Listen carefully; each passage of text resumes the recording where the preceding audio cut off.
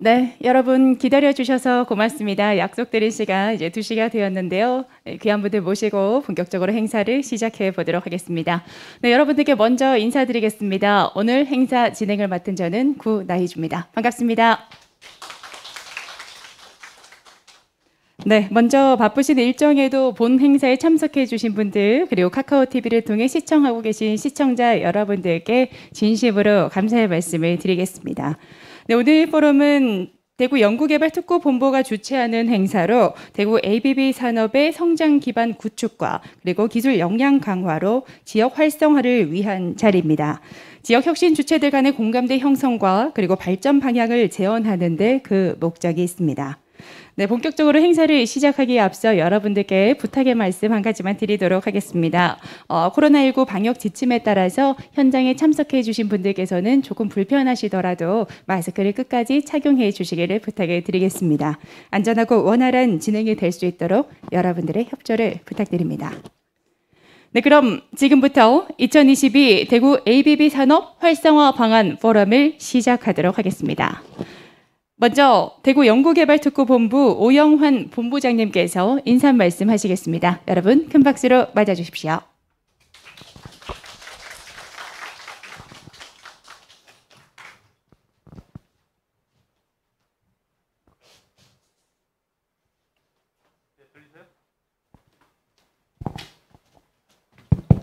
네, 안녕하십니까. 방금 소개받은 대구 연구개발특구의 오영환 본부장입니다. 이렇게 많은 참석을 해주셔서 다시 한번 감사드리고요. 주지에다시피 저희 연구개발특구는 그 대학이나 연구소들이 갖고 있는 공공기술 역량을 기업체에 이전해주고 창업 활성화를 하기 위해서 저희가 올해 11년 차에 됩니다. 2012년에 특구가 지정되어 있습니다. 여러분들도 잘 아시겠지만 지방과학기술 정책은 지방이 주도하고 중앙이 도와주는 형태로 변모해 왔습니다. 그래서 지역이 주도하는 형태에서 중앙이 도와주고 지역에서 제한한 부분을 함께 노력하자는 차원에서 됐습니다. 그런 차원에서 저희 연구개발특구도 민선 출범에 따라서 민선 지방정부의 주도하고자 하는 산업 분야를 저희 특구 정책에 반영하고 또 특구 정책이 함께 지방정책과 아울러서 지방과학기술 정책이 활성화되고 그것이 지역경제로 이어지는 것을 모색하고자 오늘 이 자리에 마련해 주셨습니다. 발표를 해주신 우리 경북대학교의 김현득 교수님께 감사를 드리고요. 그리고 또 먼 데서 오신 우리 스태피의 김영환 박사님께서 감사를 드리고요. 경북연구원의 우리 박사님하고 지역 내에 있는 센터장님께 다시 한번 감사드립니다. 그리고 참석해 주시고 의견을 경청해 주시고 또 훗날 저희 특구와 함께 이런 과학기술 정책이 완성도를 높일 수 있도록 참석해 주신 여러분께 다시 한번 감사드립니다. 이번 계기를 통해서 이런 다양한 정책, 그러니까 대구시의 ABB 정책에 따른 의견에 저희들이 특구 정책을 반영하고 또 특구 정책을 함께 수행하는 대학, 수행기관, 연구소와 함께 지역 내에서 ABB 산업이 활성화돼서 지역경제 활성화될수록 노력하다는 다짐을 함께 하고자 합니다. 날씨도 다시 무더워지고요. 코로나도 다시 하십니다. 그래서 여름 건강 조심하시고 끝날 때까지 함께 지혜를 모아서 좋은 결과를 도출하는데 도출했으면 좋겠습니다. 이상같이 말씀드렸습니다. 감사드립니다. 네, 고맙습니다. 대구 연구개발특구본부 오영환 본부장님께서 인사 말씀을 해주셨습니다. 네, 그럼 1부 순서로 경북대학교 전자공학부 교수이자 첨단정보통신융합산업기술원장으로 활발한 연구활동을 펼치고 계신 김현덕 교수님께서 대구 산업혁신과 ABB라는 주제로 발제해 주시겠습니다. 여러분 큰 박수로 맞이해 주십시오.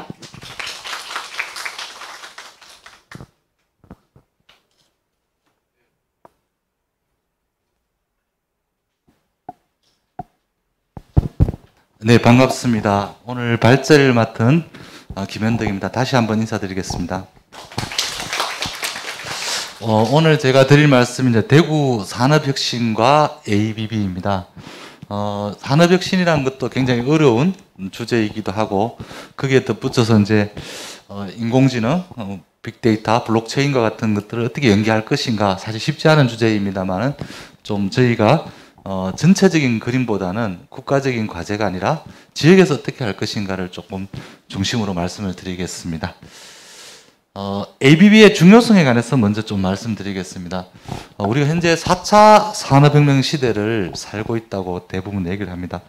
그럼 4차 산업혁명에 필요한 핵심 기술이 뭐냐 이렇게 정의를 할 때 사람들 중에 여러 방법으로 정의를 하지만 개인적으로는 이 정의가 상당히 마음에 드는 것 같습니다. 사람을 중심으로 해서 기술이나 제품이 사람을 담거나 사람의 능력을 키워주는 그런 것들이 4차 산업혁명의 핵심이다.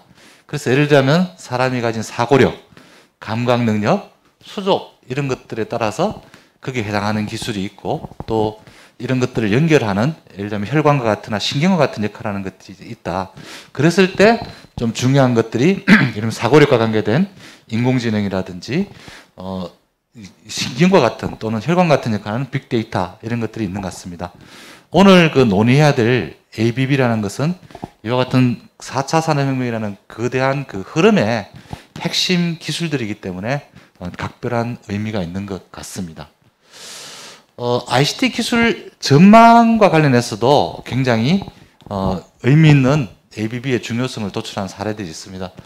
잘 알고 계신 시장조사기관 또는 기술 트렌드 조사기관인 가트너 같은 경우에는 전략기술을 금년 초에 발표를 했습니다.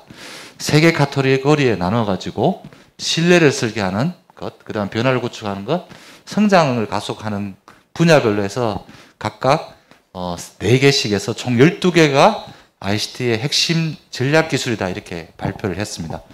그 과정에서 좀 보면 실제 신뢰 설계에서는 가장 중요한 것이 데이터와 보안입니다. 그리고 변화 구축에서 있어서는 지능화와 융합과 관련된 것이고요. 그리고 융합을 잘 하기 위해서 플렉시빌리티, 융통성을 높이는 분야가 있습니다. 그리고 성장 가속화와 관련돼서는 분산과 관련된 다양화라든지 자율화가 있습니다. 근데 이 세 가지 카테고리를 조금 더 우리가 한두 마디의 키워드로 제시를 해보면 신뢰 설계에 있어서는 결국 데이터가 중요하다. 그래서 저희가 다루고 있는 빅데이터와 관련된 부분, 그리고 변화 구축에 있어서는 지능화가 중요하다. 그렇다면 인공지능인 AI, 그리고 성장 가속화와 관련돼서는 다양화라는 것이 결국 분산과 관련돼서 블록체인과 같은 새로운 개념의 시스템이 필요하다. 이렇게 정의를 할 수 있습니다. 그래서 ABB라는 것이 이제 대구에서 선거를 거치면서 이렇게 표면화되고 새로운 민선 8기가 들었으면서 이제 지역에서는 좀 새롭게 도입된 단어이긴 하지만 개별적으로는 기존에 앞서 말씀드린 4차 산업혁명의 핵심 기술과도 관련되어 있고 가튼에서 발표한 이런 전략 트렌드를 보더라도 핵심 기술 또는 핵심 트렌드라고 할 수 있겠습니다. 이러한 그 ABB와 관련된 기술이나 동향에 대해서 간단히 좀 정리를 해보겠습니다. 그 인공지능과 관련돼서 제가 오늘 말씀드리는 내용들은 대체적으로 그 하나의 그 큰 흐름보다는 실정 사례라든지 비즈니스 사례를 어떻게 가지고 앞으로 트렌드가 어떻게 될 것인가 또는 그 수준이 어느 정도 수준이 될 것인가를 중심으로 말씀드리겠습니다.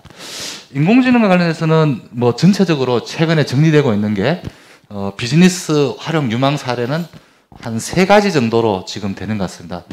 첫 번째는 어쨌든 인공지능을 쓰면 기존에 우리 사람이 가진 인사이트보다는 더 뛰어나게 예측을 할 수 있다는 예측 능력 확보라는 측면이 이제 비즈니스 쪽으로 하나 모아지는 것 같고요. 두 번째는 효율성입니다. 효율성 자체는 우리가 어쨌든 자동화와 관련된 부분들이 될 것 같습니다. 그리고 실시간 최적화, 물론 이 효율성이나 예측 능력과도 관련되어 있지만 어쨌든 데이터나 이런 것들을 가지고 인공지능을 구현함으로써 실시간으로 여러 가지 전략 변경이 가능한 이런 쪽으로 해서 비즈니스가 활성화되고 있고 이 전략이 사실은 지금 현재 트렌드가 아닌가 생각을 하고 있습니다.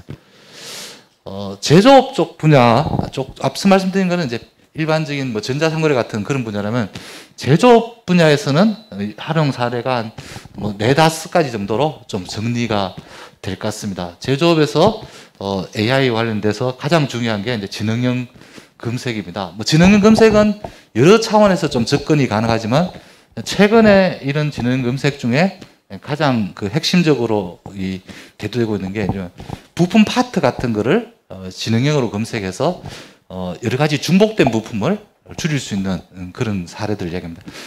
에어버스사가 자기들 그 비행기 개발할 때 실제 브라켓을 이렇게 많이 쓰게 됩니다. 뭐 비행기라는 게 한 20만 개 정도의 부품을 브라켓 쓰는데 지능형 검색을 해보니까 그 중에 한 10% 정도가 이렇게 중복이 되더라는 그런 사례들이 있습니다. 그래서 그런 쪽에 AI가 많이 쓰일 수 있고요. 또 다른 측면에서는 이제 가격 예측입니다. 사실은 이제 가격 예측이 되더라도 거기에 대해서 우리가 리스판스 할 수 있는, 즉 수요를 적절히 만들거나 그보다 더 제조 측면에 중요한 거는 즉시에 생산할 수 있냐는 게 중요하겠지만 어쨌든 즉시 생산이 가능해진다면 가격 예측도 제조업에서는 AI를 이용한 유망한 응용이 되겠습니다. 그 이외에도 이제 품질 검사 아주 전통적으로 오래된 이야기고요. 그 다음에 생산적 디자인. 최근에 이제 제너레이티브 디자인 같은 경우는 기존에 단순히 이제 신미감 정도 수준에서 넘어서서 기능이라든지 이런 것뿐만 아니라 강도와 같은 물성이라든지 화학적 성질까지도 바꾸는 쪽으로 발전하고 있습니다. 그리고 이 분야도 오래됐지만 예측 유지 버전, 예지 버전이라고 우리 보통 얘기합니다. 그래서 고장 징후나 이런 것들을 효율적으로 인식을 해서 사전에 장비를 예지 보전할 수 있는 그런 부분으로 되는 게 한 5가지 정도 유망 사례 분야로 정리를 했습니다. 그러면 제품 수준이 어디 와 있느냐? 뭐 이거는 사실은 인공지능이 어디 와 있느냐에 대해서 한때 이제 여러 가지 챌린지들이 많이 있었습니다. 그래서 우리가 잘 알고 있는 뭐 영상 인식 오류 같은 경우 뭐 2017년 정도에 사람을 뛰어넘었다 이렇게 와 있고요. 그거보다 좀 복잡한 사례를 제가 가져왔습니다. 이게 뭐냐면 미국 캘리포니아 주 정부가 자율주행차를 가져온 이유는 여기는 사실은 이제 인식과 그 다음에 예측 그리고 결정까지 3개가 사실은 다 결합이 된 분야입니다. 이랬을 때 이 적용 제품 수준이 어느 정도냐? 디스인게이지먼트 레포트라는 게 있습니다. 뭐냐 하면 자율주행차 모드로 동작하다가 어떤 급격한 상황이 있어서 세이프티 운전자, 탑승자가 그 자율주행 모드를 해제하고 넘겨받는 경우인데 실제 웨이모 같은 경우는 2021년에 디스인게이지먼트 디스턴스가 약 48,000km입니다. 그리고 크루즈도 그 정도가 됩니다. 이 이야기는 뭐냐 하면 한 5만 킬로 정도 달렸을 때 한 번 정도 자율주행 모드를 해제하는. 그래서 저희가 1년에 뭐 한 2만 킬로 정도 출퇴근 거리라고 한다면 2년 동안 자율주행차 모드로 두고도 전혀 문제가 없다는 것을 의미하고 여기 웨이모나 크루즈 같은 거는 샌프란시스코 같은 도심에서 운행하는 거기 때문에 상당히 높은 수준에 와 있다라고 예측을 할 수 있습니다. 그래서 아마 복합지능 또는 복합된 인공지능 수준이 이 정도 와 있기 때문에 비전 검사와 같은 개별 정도 수준은 그보다도 훨씬 더 뭐 사람의 수준을 뛰어넘는 까지 와 있다 이렇게 볼 수 있을 것 같습니다. 프로젝트 규모와 관련돼서도요 이제 좀 중요한 트렌드가 있습니다. 인공지능과 관련돼서 여기 회사에서 조사한 것에 따르면 2020년하고 2021년이 어떻게 됐냐? 기존에는 단순히 이제 우리가 오픈 소스를 써서 열려져 있는 개방적 데이터를 활용하던 것에서 상당히 이제 진화하고 있다. 즉 오픈 소스도 확대되고 개방적 데이터도 확대되지만 사실은 인공지능 프로젝트의 단가가 높아지고 있습니다. 기업에서. 이건 물가상승 이런 것이 아니라 실제 AI 프로젝트가 전문화되고 있고 점점 데이터 구축 비용이 증가하고 있는 상황입니다. 그래서 어느 정도 본다면 우리나라에서는 사실 알파고 때문에 알려졌지만 전문가 측면에서도 인공지능 프로젝트가 이제 새로운 단계로 접어들고 있지 않냐는 추세를 사실은 여기서 볼 수 있는 것 같습니다. 다음은 빅데이터 관련된 겁니다. 빅데이터와 관련돼서 그 데이터 전문 기업이 이제 중요하다. 사실 이건 여러 차례 말씀을 뭐 하고 있지만 실제 그런 그 데이터 전문 기업들이 실제 늘어나고 있다. 즉 데이터를 수집하여 그 제공하는 전문 기업을 이용하는 비율들, 즉 큰 AI 기업들은 대부분 다 이제는 외부 전문 데이터 기업을 이용하는 사례로 나타나 거의 90% 정도 육박을 하고 있는 걸로 나타났고 외부 데이터를 이용할 경우에 사실은 ROI가 더 높다는 것도 밝혀졌습니다. 그래서 이제는 AI 자체가 그 아까 조금 전에 어느 전문화 단계로 가고 있다는 것과 연결해서 거기에 필요한 데이터 같은 경우도 이제는 데이터 전문 기업이 나서야 되는 단계가 되지 않았나 뭐 그런 수준이 얘기가 되고 있는 것 같습니다. 물론 전 세계적인 추세이기 때문에 우리나라에서 좀 차이가 있을 수 있다는 부분들도 말씀을 드릴 수 있습니다. 그리고 데이터의 품질 중요성 이 부분도 굉장히 중요하게 되겠는데요. 사실은 핵심이 뭐냐? 이제는 데이터 양보다는 데이터 다양성을 가장 중요시하게 생각하는 시대로 접어들었습니다. 이 부분도 AI라든지 이런 것들을 활용할 때 또는 빅데이터 자체의 기술을 이용할 때도 데이터 다양성이 이 스케일링보다도 더 중요하다라고 모든 사람들이 이제 생각하는 시대로 접어들었다 이렇게 볼 수 있습니다. 그럼 다음은 이제 블록체인 관련된 동향과 수지입니다. 블록체인은 뭐 여러 가지 논란도 있었던 것도 이제 암호화폐 때문입니다. 그냥 암호화폐 이후에 최근에 이제 휴망 분야로 대두되는 게 어디냐 좀 정리를 해보니까 실제 한 3가지 정도인 것 같습니다. 기존에 이제 암호화폐에 집중된 것과 다르게 최근에는 이제 인증 쪽 그리고 트레이스빌리티 뭐 추적 관리 쪽이 되겠죠. 블록체인 블록을 이용해서 추적 관리하는 쪽 그리고 뭐 최근에 됐지만 NFT입니다. 그래서 블록체인이라는 기술이 이제 암호화폐라만 엮여드는 것에서 사실 이 전공자들이든 또는 산업에 계신 분들은 한 이 정도 3가지 쪽에 가야만 오히려 접근하기 쉽고 산업적으로 의미를 가질 수 있는데 그런 분야로 좀 점점 가고 있고 전 세계적으로 한 야노 경제연구소에 정리하는 건데 한 3가지 정도가 유망한 분야로 정리가 되는 것 같습니다. 자, 그러면 이런 거 관련돼서 그럼 대구 지역에는 뭐 어떤 것들이 있었냐? 간단하게 좀 말씀드리겠습니다. 여기 나오는 사례들은 저희가 좀 했던 사례들을 먼저 우선적으로 말씀을 드리겠습니다. 요 부분은 이제 스마트 홈과 관련된 개용인데요. 대구에 이제 범물지구에 있는 그 영구임대 아파트, 용지 아파트 300가구에 여기 있는 전자기기들을 다 연결을 하고 거기에 이제 인공지능을 이용해서 이상 알림 징후를 그 체크한 상태입니다.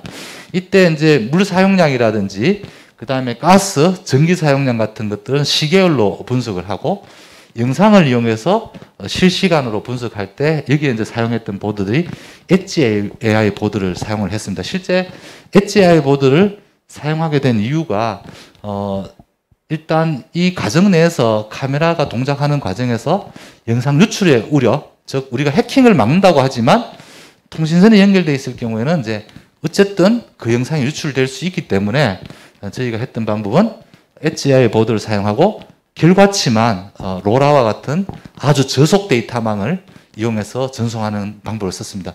그러다 보니까 해킹이 되더라도 영상은 유출되지 않아서 가정 내 생활이 가능하다는 하는 이런 서비스들이 를 저희가 구현을 했고 복합적으로 이제 물이라든지 전기 사용량 같은 것도 저희가 같이 해봤었습니다. 다음은 이제 지능형 교통입니다. 이 부분은 스마트 시티와 관련돼서 하고 있는 분야와 관련되어 있는데 항저우가 유명합니다. 항저우가 전체 교차로 시티 브레인 1.0에서는 한 100개 교차로 하다가 지금은 인구 800만 도시 전체의 교차로를 다 인공지능 CCTV를 이용해서 실시간으로 교통량을 확인하고 또 인공지능을 이용한 알고리즘을 가지고 신호를 최적화하고 있습니다. 항저우 같은 경우는 사고 인지 같은 것도 하고 있고요. 버스 경로도 최적화도 하고 있고 스마트 시티와 관련된 통합 플랫폼을 제공하고 있는데 결과적으로 성과는 꽤 있다. 즉 평균 이동수가 한 15% 정도 증가를 했고 이로 인해서 혼잡률이 그 9.2% 감소하니까 원래 항저우가 중국의 5대 교통지역인데 혼잡도 순위가 한 57위 정도 낮아진 것 같습니다.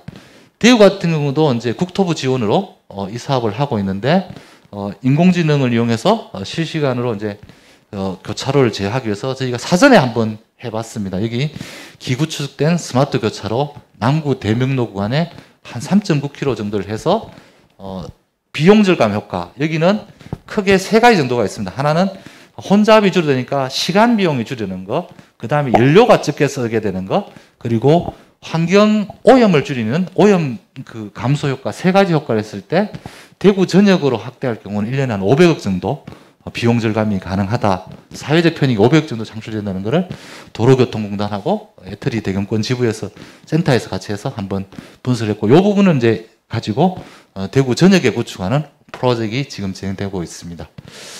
다음 세 번째 인공지능 인력 양성 같은 경우는 이제 AI 허브는 과기부 지원을 하고 있고, 대구시에서는 이제 마이크로소프트하고 협업해서 AI 스쿨 같은 이런 부분들을 대구시에서 하고 있습니다. 그리고 AI 미드업이라는 행사를 저희가 주기적으로 개최를 하고 있는데, 현재까지 한 25개 정도 대구 기업이 참여를 했습니다. 그래서 실제로 대구에도 AI 솔루션을 가진, 여기서 말하는 AI 기업이라는 거는 단순히 이제 자기 쪽에 무슨 그 프로젝트에 이용하는 그 정도 수준이 아니라 상용 서비스 수준 또는 상용 솔루션 수준을 제공할 수 있는 기업들만 해도 대구에도 한 25개 정도 좀 저희가 발굴해서 발표하는 행사인데 꽤 진지하게 발전하고 있는 것 같습니다. 다음 그 빅데이터와 관련돼서는 우리 대구시에 잘 알려진 게 D데이터 허브입니다. 대구 D데이터 허브는 약 11,000개 정도의 데이터셋을 구축해서 제공을 하고 있고, 뭐 전국의 공공 빅데이터 또는 빅데이터 개방과 관련된 어느 인프라보다도 우수하게 지금 잘 구축이 되어 있습니다. 또 다른 그 빅데이터와 관련된 대구의 도전 또는 시도 사례 보면 대구 빅데이터 활용지원센터입니다. 대구 디지털 산업진흥원에서 운영을 하고 있고, 빅데이터를 활용한 여러 가지 데이터를 만드거나 분석 서비스, 그 다음에 세미나 특강, 공모전 같은 거를 하고 있고요.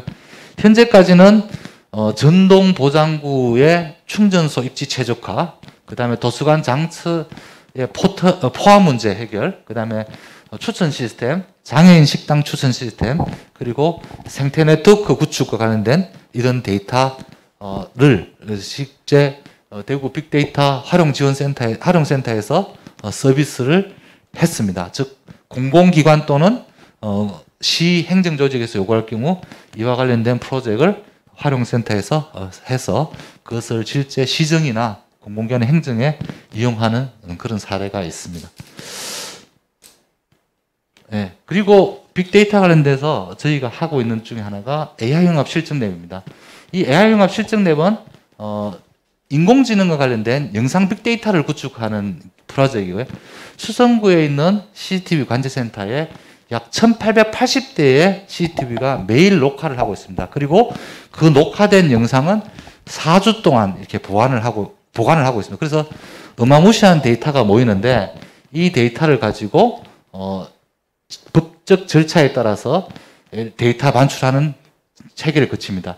예를 들면 저장하고 분석하고 분류한 다음에 목적에 맞는 데이터를 찾으면 비식별화하고 반출을 합니다. 그래서 데이터 반출을 한 다음에 인공지능 학습 데이터로 레이블링을 하고 이걸 가지고 미화찾기와 같은 그런 쪽에 이용을 하고 있습니다. 참고로 이 서비스 같은 경우는 CCTV 관제센터에 약 8명이 근무를 하는데 8명이 2,000개의 CCTV를 봐야 되기 때문에 실시간 보는 것도 어렵지만 경찰에서 미화가 발생했다라고 문자가 오듯이 그 서비스에 그 협조 요청이 들어오더라도 사실상 8명이 그 뭐하는 CCTV 영상을 다시 돌려볼 수가 없습니다. 그 부분들을 이런 식의 AI 빅데이터를 이용해서 미화 찾기를 하는 그런 서비스를 만들고 있습니다. 네. 다음은 이제 대구 사령주의 블록체인 분야입니다. 블록체인 분야 중에는 대구가 어느 도시보다도 먼저 공동활용 플랫폼을 구축을 해뒀습니다. 그래서 블록체인 그 서비스를 이용해서 다양한 솔루션을 개발하고자 하는 기업들을 이제 지원하기 위해서 오픈 API 형태로 지금 제공을 하고 있고요.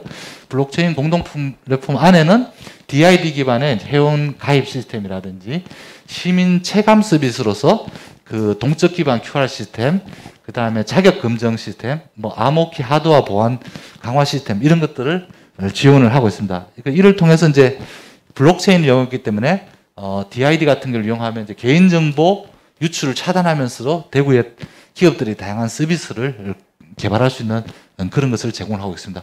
조금 더 구체적으로 보면 통합 로그인, 그래서 대구 아이디라는 것을 DID 기반으로 만들어서 지금 현재 10개 서비스 정도, 뭐 예를 들면 대구 아이디가 있으면 블록체인 기반으로 해서 만들어진 대구 아이디를 이용해서 여기 있는 이 대구와 관련된 대구시와 운영하는 이런 서비스에는 전부 다 통합 로그인이 가능하도록 그렇게 하고 있습니다. 그리고 도서관 모바일 인증도 하고 있고, 그 다음에 승용차 요일제에는 DMAR 연계 서비스도 하는 걸로 되어 있습니다. 그래서 아까 말씀드린 전 세계적인 블록체인 유망 분야 중에 이제 승인과 관련된 분야를 대구가 좀 선도적으로 하고 있다, 이렇게 볼 수 있을 것 같습니다.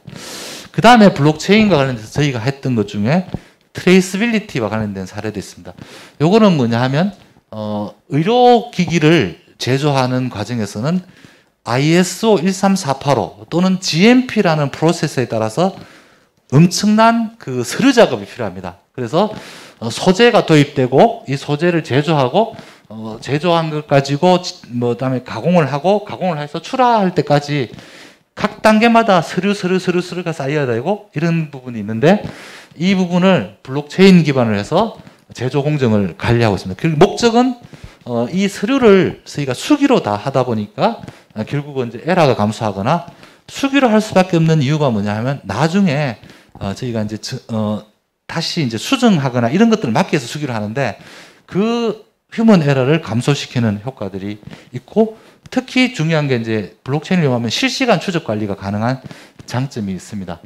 그래서 제조 의뢰하고 결과 관리까지 해서 전체를 블록체인으로 해서 여기 있는 것처럼 뭐 앞서 말씀드린 DID 이용해서 접근 권한을 획득한 이후에 각각 블록체인을 이용한 위변조 방지라든지 추적 관리, 이 시스템을 구축을 해봤습니다. 저희들도 상당히 효과 있고, 그래서 오히려 저희들 같은 학교보다는 대구의 이제 의료기기 제조업체 같은 경우는 이런 플랫폼을 잘 이용하면 앞으로 뭐 의료기기 인허가 획득도 그렇지만 사후 관리에도 굉장히 효과적이지 않겠나 생각을 해봤습니다. 저희들이 시도한 사례가 되겠습니다.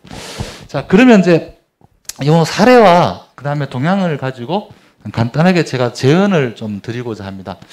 그 인공지능과 관련돼서는 결국은 이제 그 지역 특화 분야를 어떻게 만들어야 된다라는 것이 사실 가장 중요합니다. 특히 제조 분야는 저는 굉장히 지역 특화에 유망하다.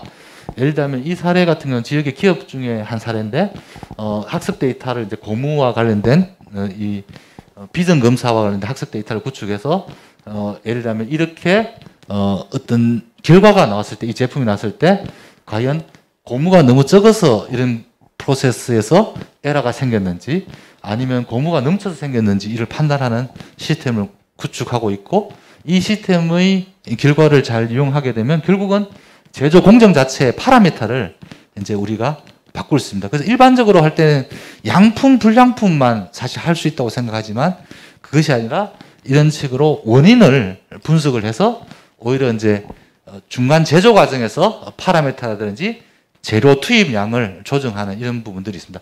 그래서 제조업은 전 세계적으로 우리나라가 어쨌든 3대 강국입니다. 독일, 중국, 뭐 우리나라 또는 일본 정도만이 사실은 제조를 잘할 수 있고, 제조를 잘할 수 있는 나라만이 사실은 인공지능도 제조 솔루션을 구축할 수 있기 때문에 우리가 지역에서 제조 분야에 맞는 이런 솔루션들을 더 많이 개발해야 되지 않나 제안을 드립니다.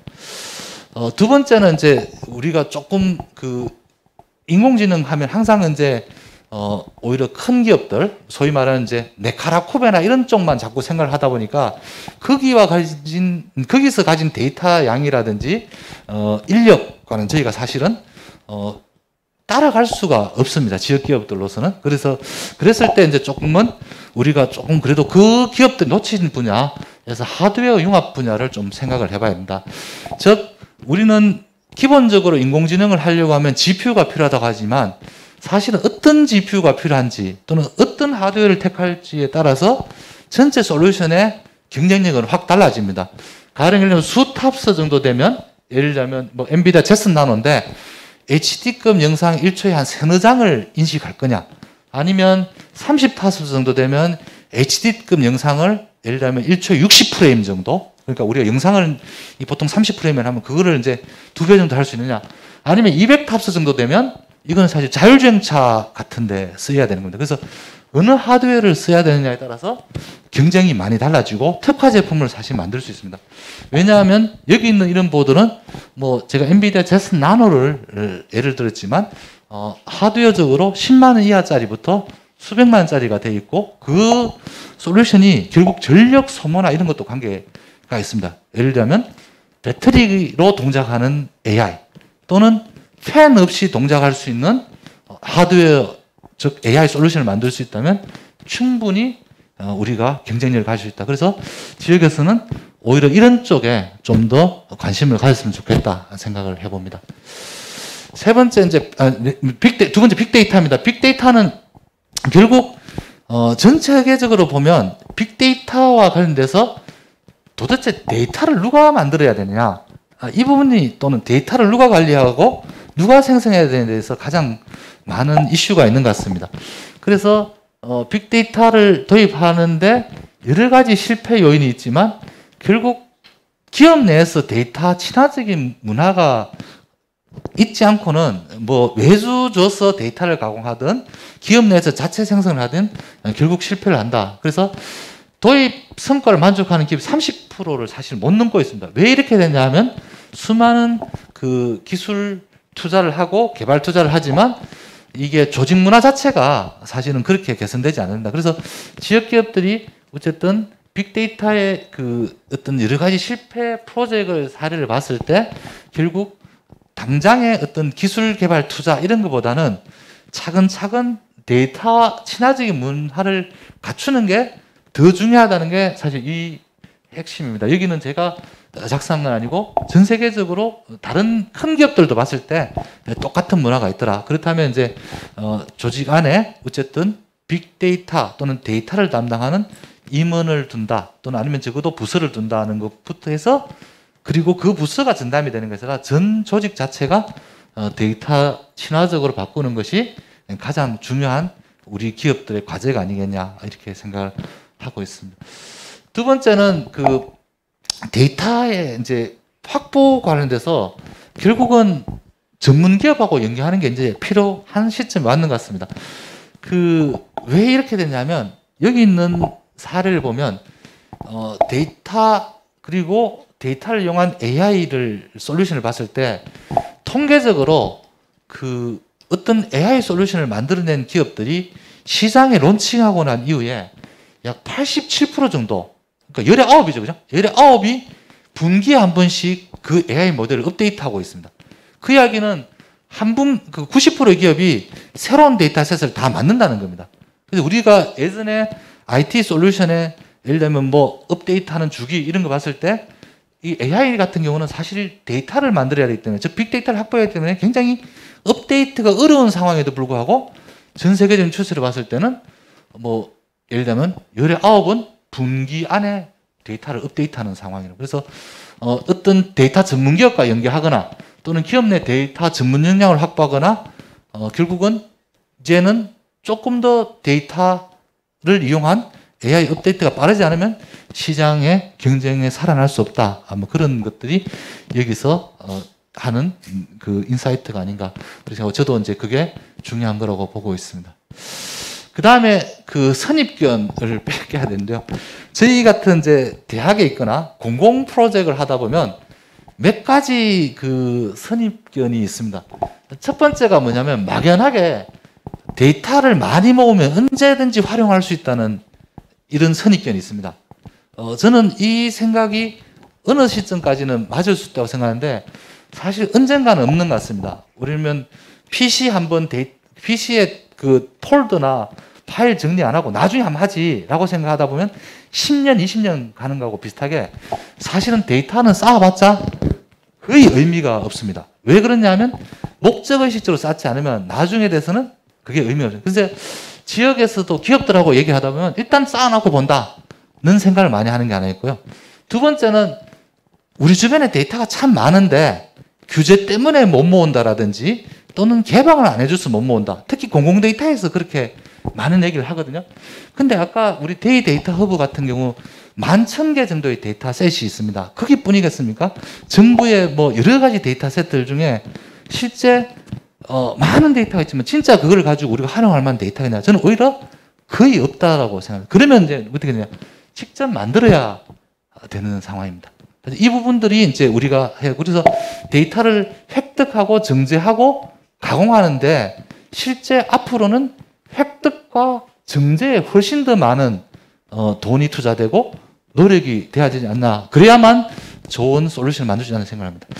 그 다음에 항상 우리가 이제 데이터 라벨러에 대해서 되게 우습게 안다고 해야 되겠네. 예를 들면 경력단절 여성, 그분들 비하는 게 아니라 경력단절 여성 또는 대학생 알바 뭐 이런 분들을 가지고 이제 데이터 라벨링을 할 수 있다라고 생각을 하는데 실제 아까 데이터 전문 기업 또는 데이터 가공 기업들 같은 경우는 그렇게 하지 않습니다. 실제 자기 직원으로 채용해서 수많은 교육을 거치면 하는데 지금 현재 추세로 본다면 알바를 투입해서 데이터 라벨을 만드는 시기는 이제는 지나지 않았나 그런 생각을 좀 하게 됩니다. 그래서 아마 기업들이 이 세 가지와 마지막 하나가 이제 데이터는 외부에 맡기고 우리는 AI 모델에 집중하자. 이게 진짜 가능할까?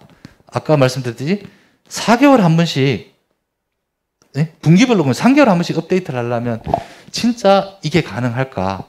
그래서 데이터 전문 기업과 협업도 중요하지만 협업을 한다면 예를 들면 한 5년 정도 협업 계약을 해야 될 것 같고 그 다음에 아니면 가능하다면 아웃소싱이 아니라 데이터 전문 조직을 내재하는 게 결국 대구 기업들이 빅데이터 산업에서 승리하는 길이 아닌가 그렇게 생각합니다.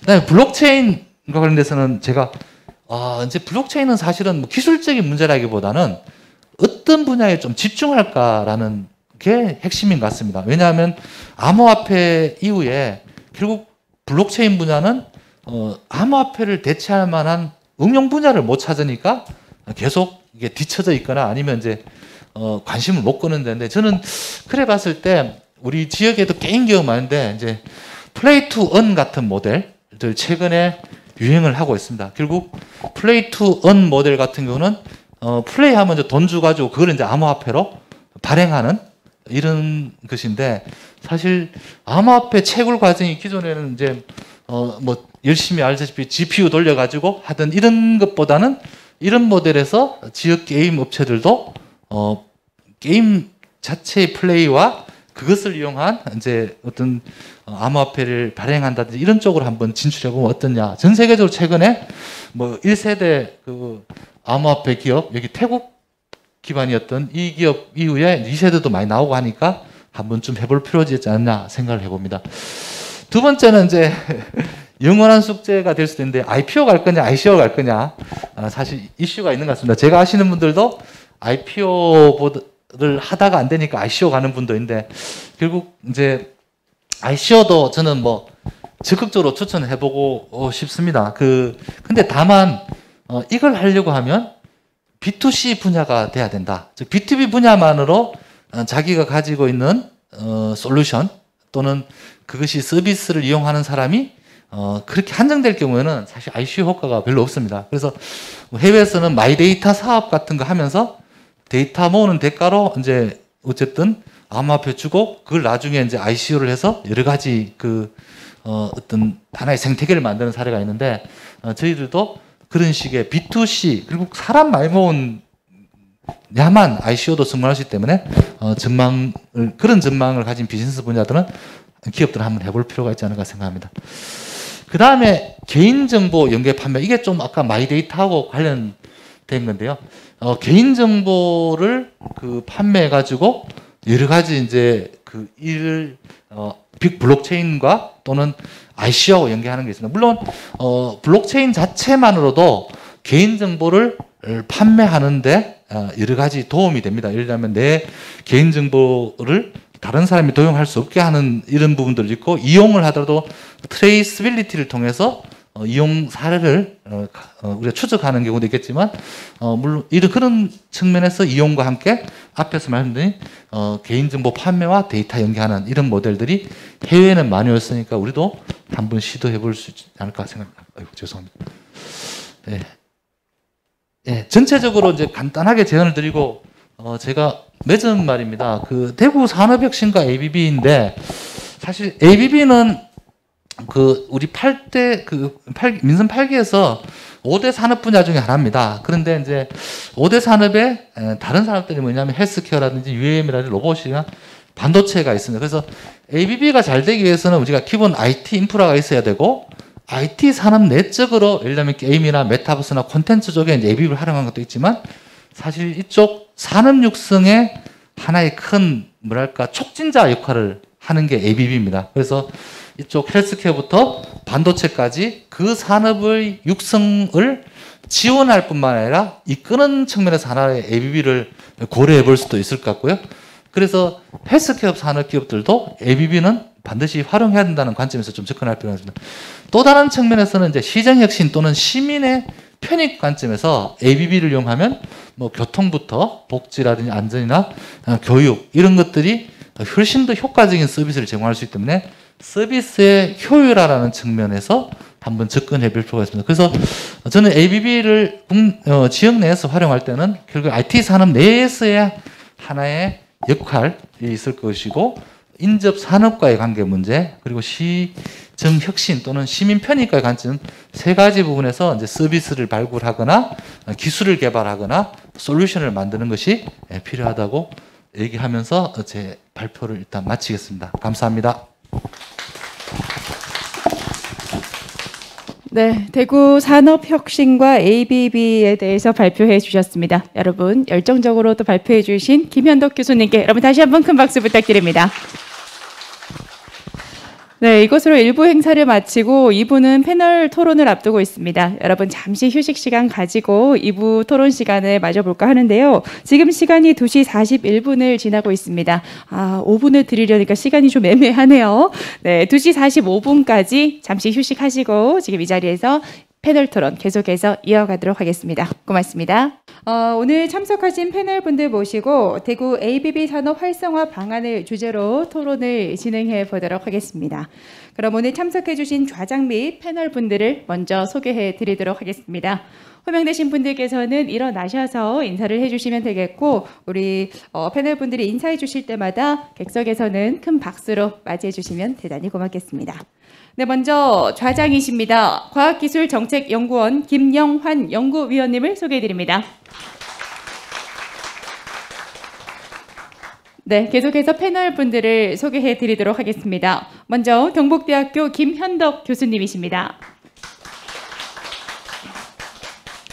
네, 그리고 한국전자통신연구원 문기영 센터장님을 소개해드립니다. 계속해서 대구 경북연구원 김병태 연구위원님을 소개해드립니다. 대경 ICT 산업협회 박윤하 회장님 소개해드리겠습니다. 네, 마지막으로 대구 테크노파크 디지털 융합센터 김희대 센터장님을 소개해드립니다. 네, 그럼 좌장을 맡아주신 김영환 연구위원님께서 대구 ABB 산업 활성화를 위한 방안에 대해 자유로운 토론을 진행하도록 하겠습니다. 네, 지금부터 진행해 주시면 되겠습니다.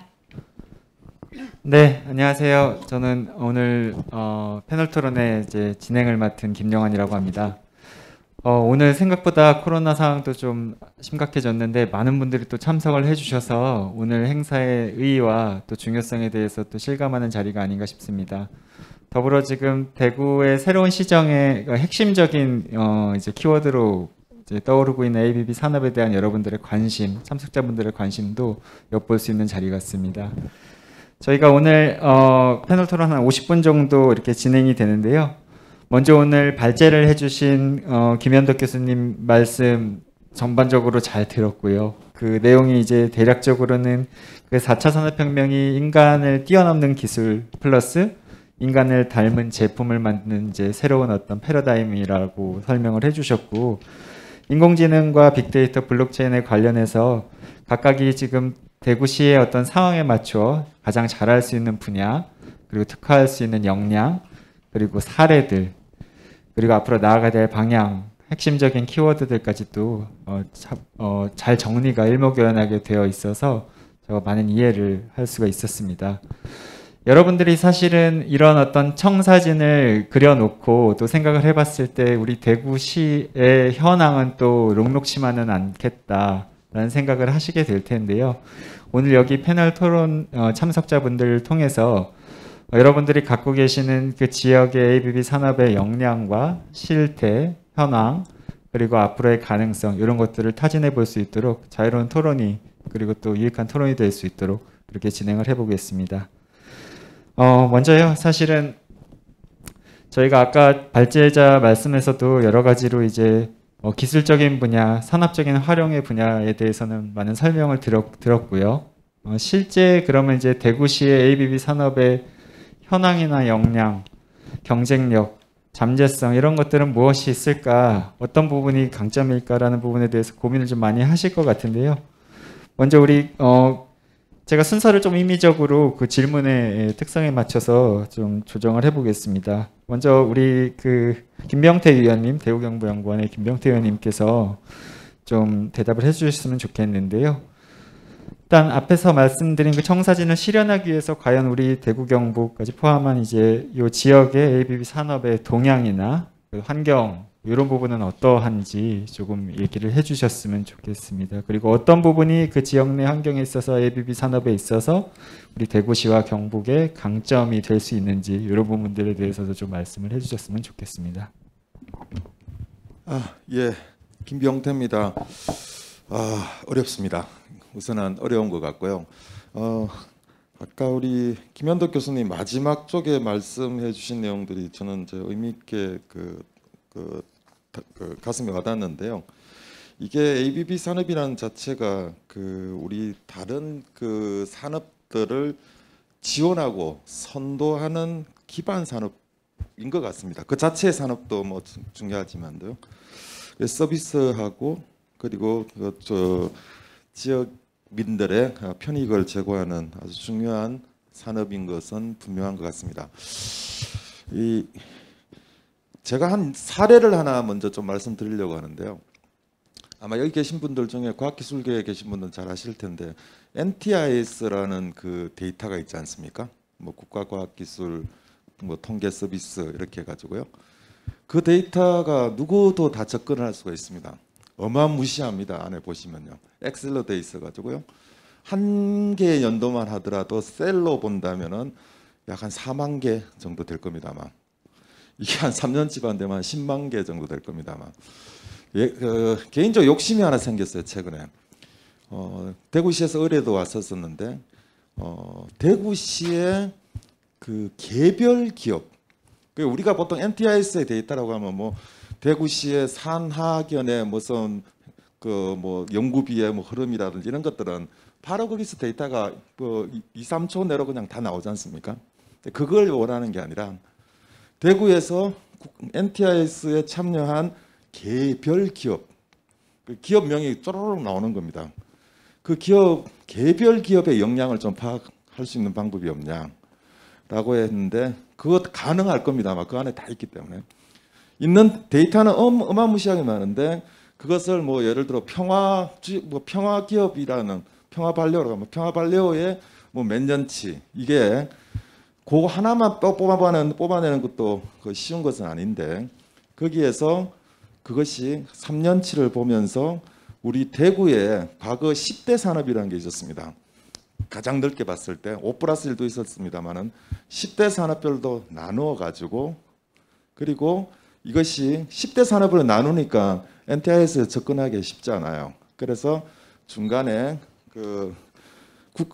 우리가 국가과학기술 표준분류 체계라고 있는데 중분류 체계로 보면 이게 대분류 체계로 보면 6개밖에 안 되기 때문에 의미가 없고 중분류로 되면은 무려 370만 개의 중분류 체계가 있거든요.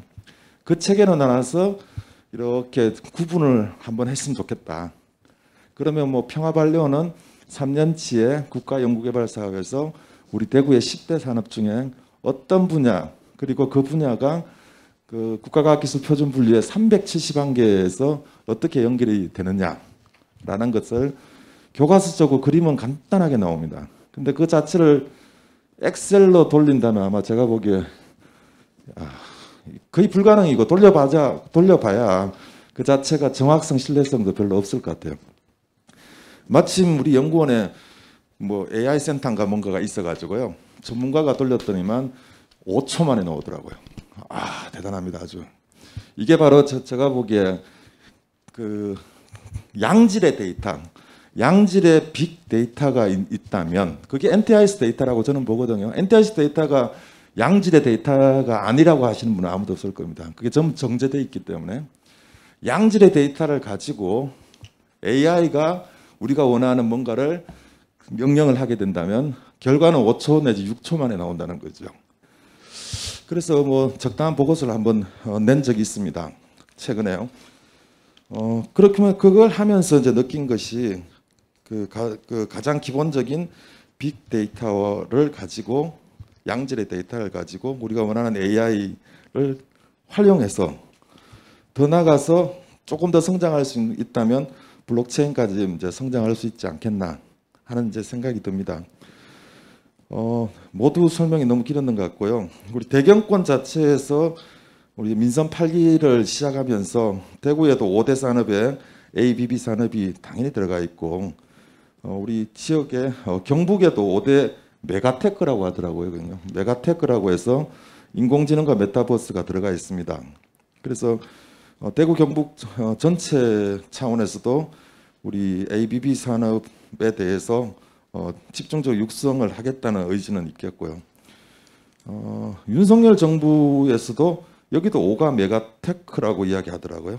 메가테크라고 해서 인공지능, 반도체, 로봇 뭐 이런 등등에 있어서 우리 대구 경북 그리고 윤석열 정부의 산업 정책과도 어느 정도는 이렇게 연결된다는 생각이 좀 듭니다. 근데 우리 지역의 환경은 어떠냐? 글쎄요, 이건 상대적으로 봐야 될 것 같고 또 주관적인 것들이 굉장히 강할 수도 있을 것 같은데 우리 환경이라는 이야기를 할 때에 크게 이렇게 덩어리를 한 세 덩어리로 나눌 수 있을 것 같습니다. 뭐 기술 그리고 금융 그리고 인프라 정도를 보고 있을 볼 수 있을 것 같은데 산업 먼저 선점해 있는 지역들이 꽤 있죠.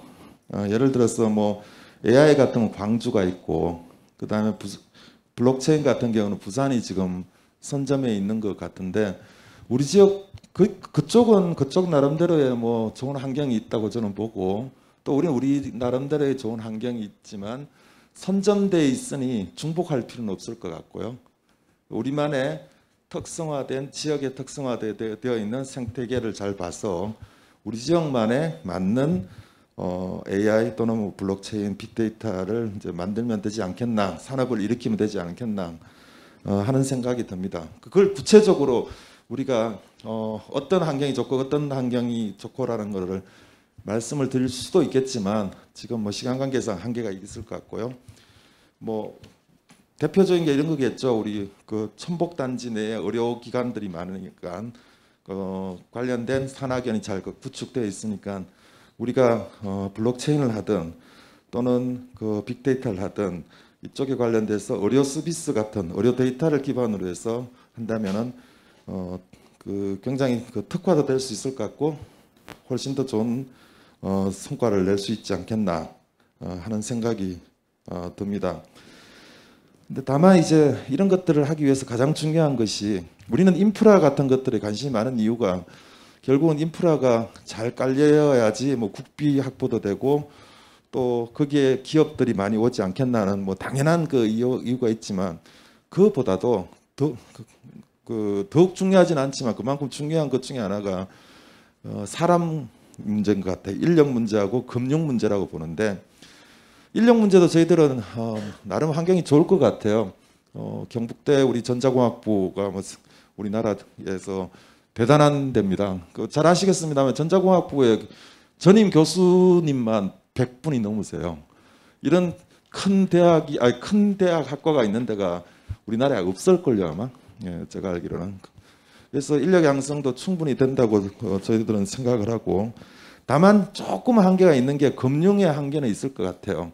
펀드 조성이라든지 이런 쪽에 좀 주력을 해야 될 것 같은데 많이 노력을 했습니다. 저희들이 많이 노력을 했는 것 같고 동대구 벤처밸리 사업을 또 육성하면서 관련된 펀드 조성이 좀 되어 있고 앞으로도 계속 노력할 것으로 알고 있습니다.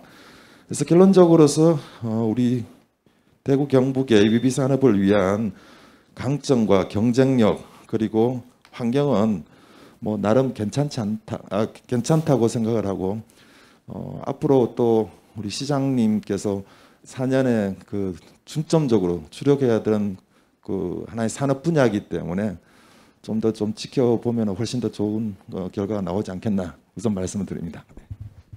네, 말씀 감사합니다. 김용태 의원님께서는 일단은 이제 환경적인 측면에서 그래도 굉장히 우호적으로 지금 호의적으로 잘 그래도 갖춰져 있는 편이다. 특히 이제 환경을 구성하는 기술, 금융, 인프라 중에서 이제 기술은 중복을 좀 제외한다면 후발주자로서의 차별성을 가져가면 좋겠고, 인프라 같은 경우에는 굉장히 이제 잘 되어 있고요. 대학 중심으로. 금융의 이제 한계를 좀 극복한다면 그래도 비교적 ABB 산업이 활성화될 수 있는 좋은 환경이 아니겠느냐라고 진단하셨고요. 조금 추가적으로 말씀하신 게 지역의 이제 여러 가지 산업에 걸쳐 있는 지역 내 전통 기업들, 지역에서 사업을 수행하는 기업들에 대해서 조금 더 혁신 역량을 정확하게 이해할 수 있도록 NTIS와 같은 좀 DB를 가지고 좀 분석적 연구가 필요하다. 산업의 지형도, 지역 내 기업의 산업 지형도를 알 수 있는 분석적 연구가 필요하다. 이런 정도로 이제 강조를 해주셨습니다. 그러면은 이제 두 번째로 기업으로 넘어가겠습니다. 우리 박윤아 대표님, 대경 ICT 산업협회장이신 박윤아 대표님께서 실제 그럼 기업 환경에서 느끼시는 ABB 산업의 실제 기업이 뛰어든다라고 생각을 했을 때 어떠한 이제 지역의 여러 가지 이제 규제라던가 환경적인 차원에서의 걸림돌이 있고 또 반면에 어떤 이제 사업적인 기회들을 포착할 수 있을지 좀 말씀해 주시면 감사하겠습니다. 네, 저 대경 ICT 산업협회 박일아입니다. 우선 이런 자리에 패런 토론 자리를 초청해서 감사합니다. 저는 대경 ICT 산업협회 이전에 주식회사 우경정보기술이라는 회사를 경영을 하고 있습니다. 저희 회사가 A, B, C 하고 있습니다. 똑같아요. 지금 C 빼고는 대구가 다 하는 것 같습니다. 특히 저희는 AI, 블록체인, 빅데이터, 클라우드를 직접적으로 지금 이제 산업화 이루고 있는 현장에 뛰고 있습니다. 이미 우리는 저희 회사가 2011년, 12년도부터 AI를 이미 딥러닝을 적용시켜서 연구 개발을 해가 왔었고요. 지금까지 저희들 자사 제품이 많이 출시가 되고 있고 해외까지 이제 제가 지난주에 또 우리 독일에 잠시 출장을 갔다 와서 1월 이제 방금 들어왔던 있습니다.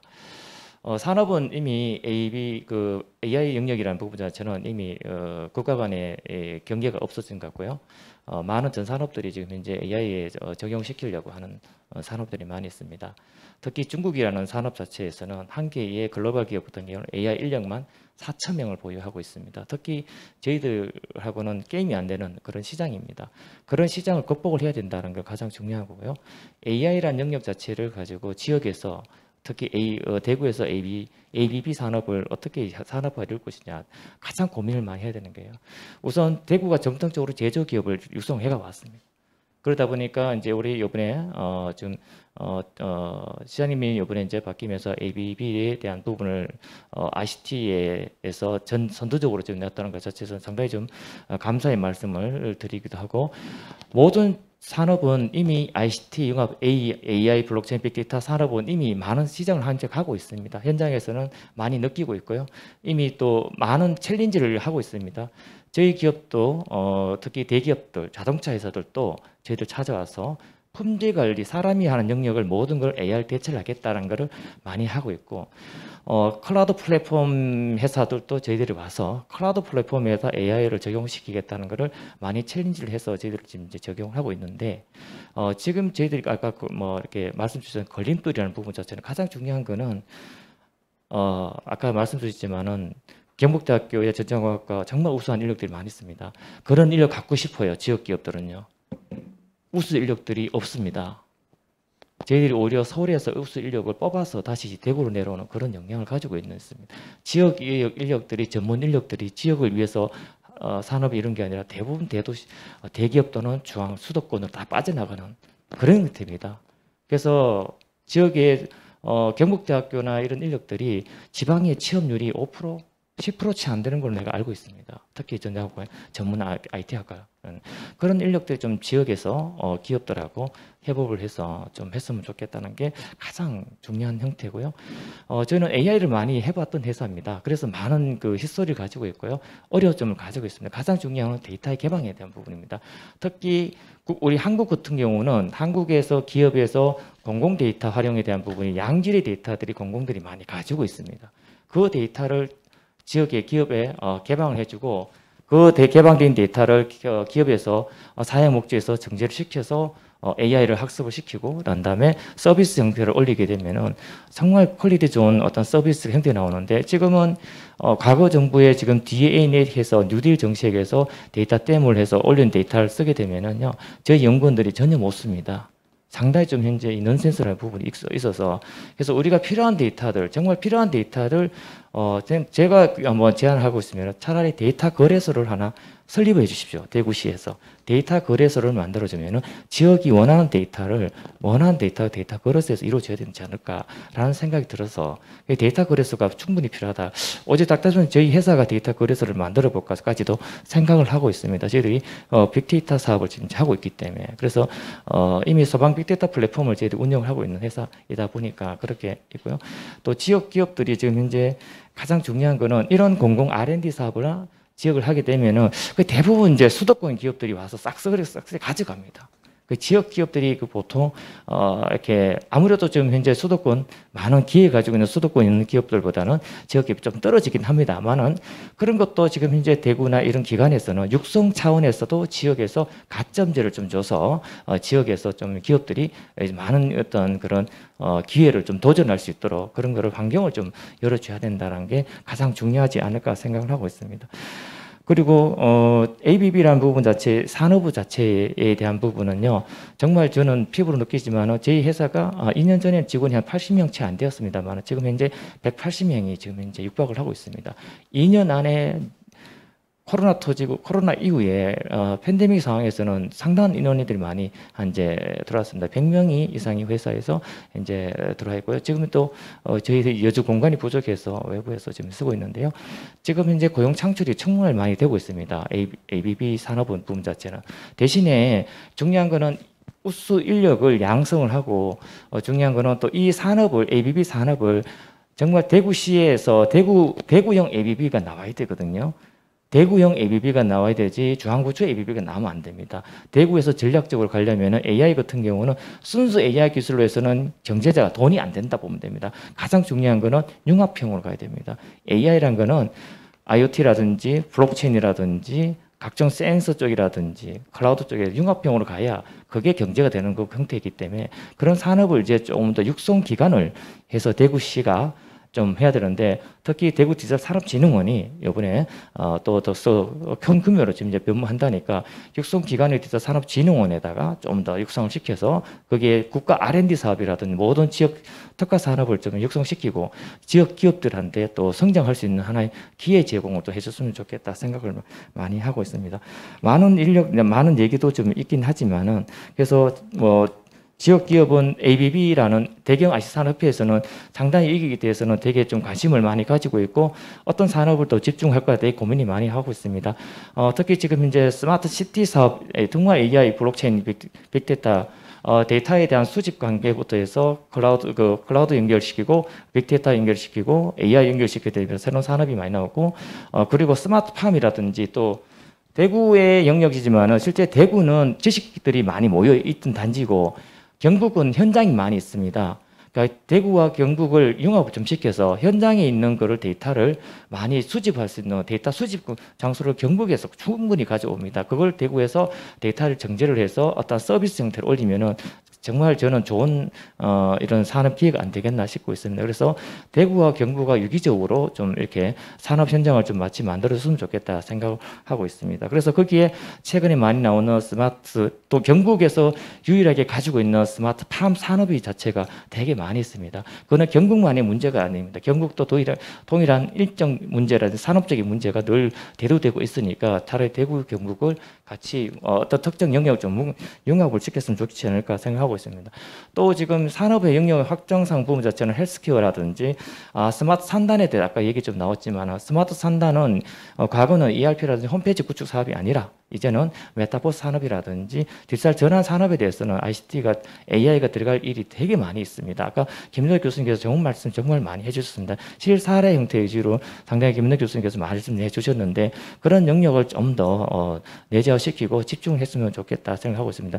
그래야 대구 ABB 산업 자체가 정말 더 성장하고 국가에서는 정말 대구 AI 블록체인 빅데이터 최고 잘하는 그런 기업이 있고 그런 기관들이 많이 모여 있다는 게 이게 하나의 아이덴티티가 나와요. 플랫폼이 나와야 된다 생각하고 있습니다. 한 예를 든다면은 저희들이 또 아까 IPO를 지금 이제 준비를 하고 있는 회사이긴 합니다. 준비하고 있는데 최근에 저희들이 이제 밸류에이션 기업 가치를 매기는데 대구와 있는 거하고 판교 있는 거하고 기업 가치가 3배에서 4배, 4배에서 5배 차이가 납니다. 결국 지역을 떠날 수밖에 없어요. 기업 가치 높이려면은. 그래서 이런 것도 과거에 제조기업이 위주로 갔었으면은 이제 그 제조기업을 좀 탈피하고 스마트한 ICT 산업, ABB 산업을 정말 이제는 대대적 홍보, 여러 가지 방향을 좀 홍보를 해서 이 산업 육성시키고 많은 기업들이 활발하게 ABB 산업에 대해서 연구하고 산업화 이뤘으면 좋겠다는 생각을 하고 있습니다. 네, 많은 얘기를 했습니다. 이상 마치겠습니다. 네. 네. 박윤하 대표님께서 일단 기업 운영하시면서 실질적인 애로와 전반적인 그 생태계의 이제 어려운 점들에 대해서 말씀을 많이 해주셨습니다. 뭐 정리하기 쉽진 않네요, 제가.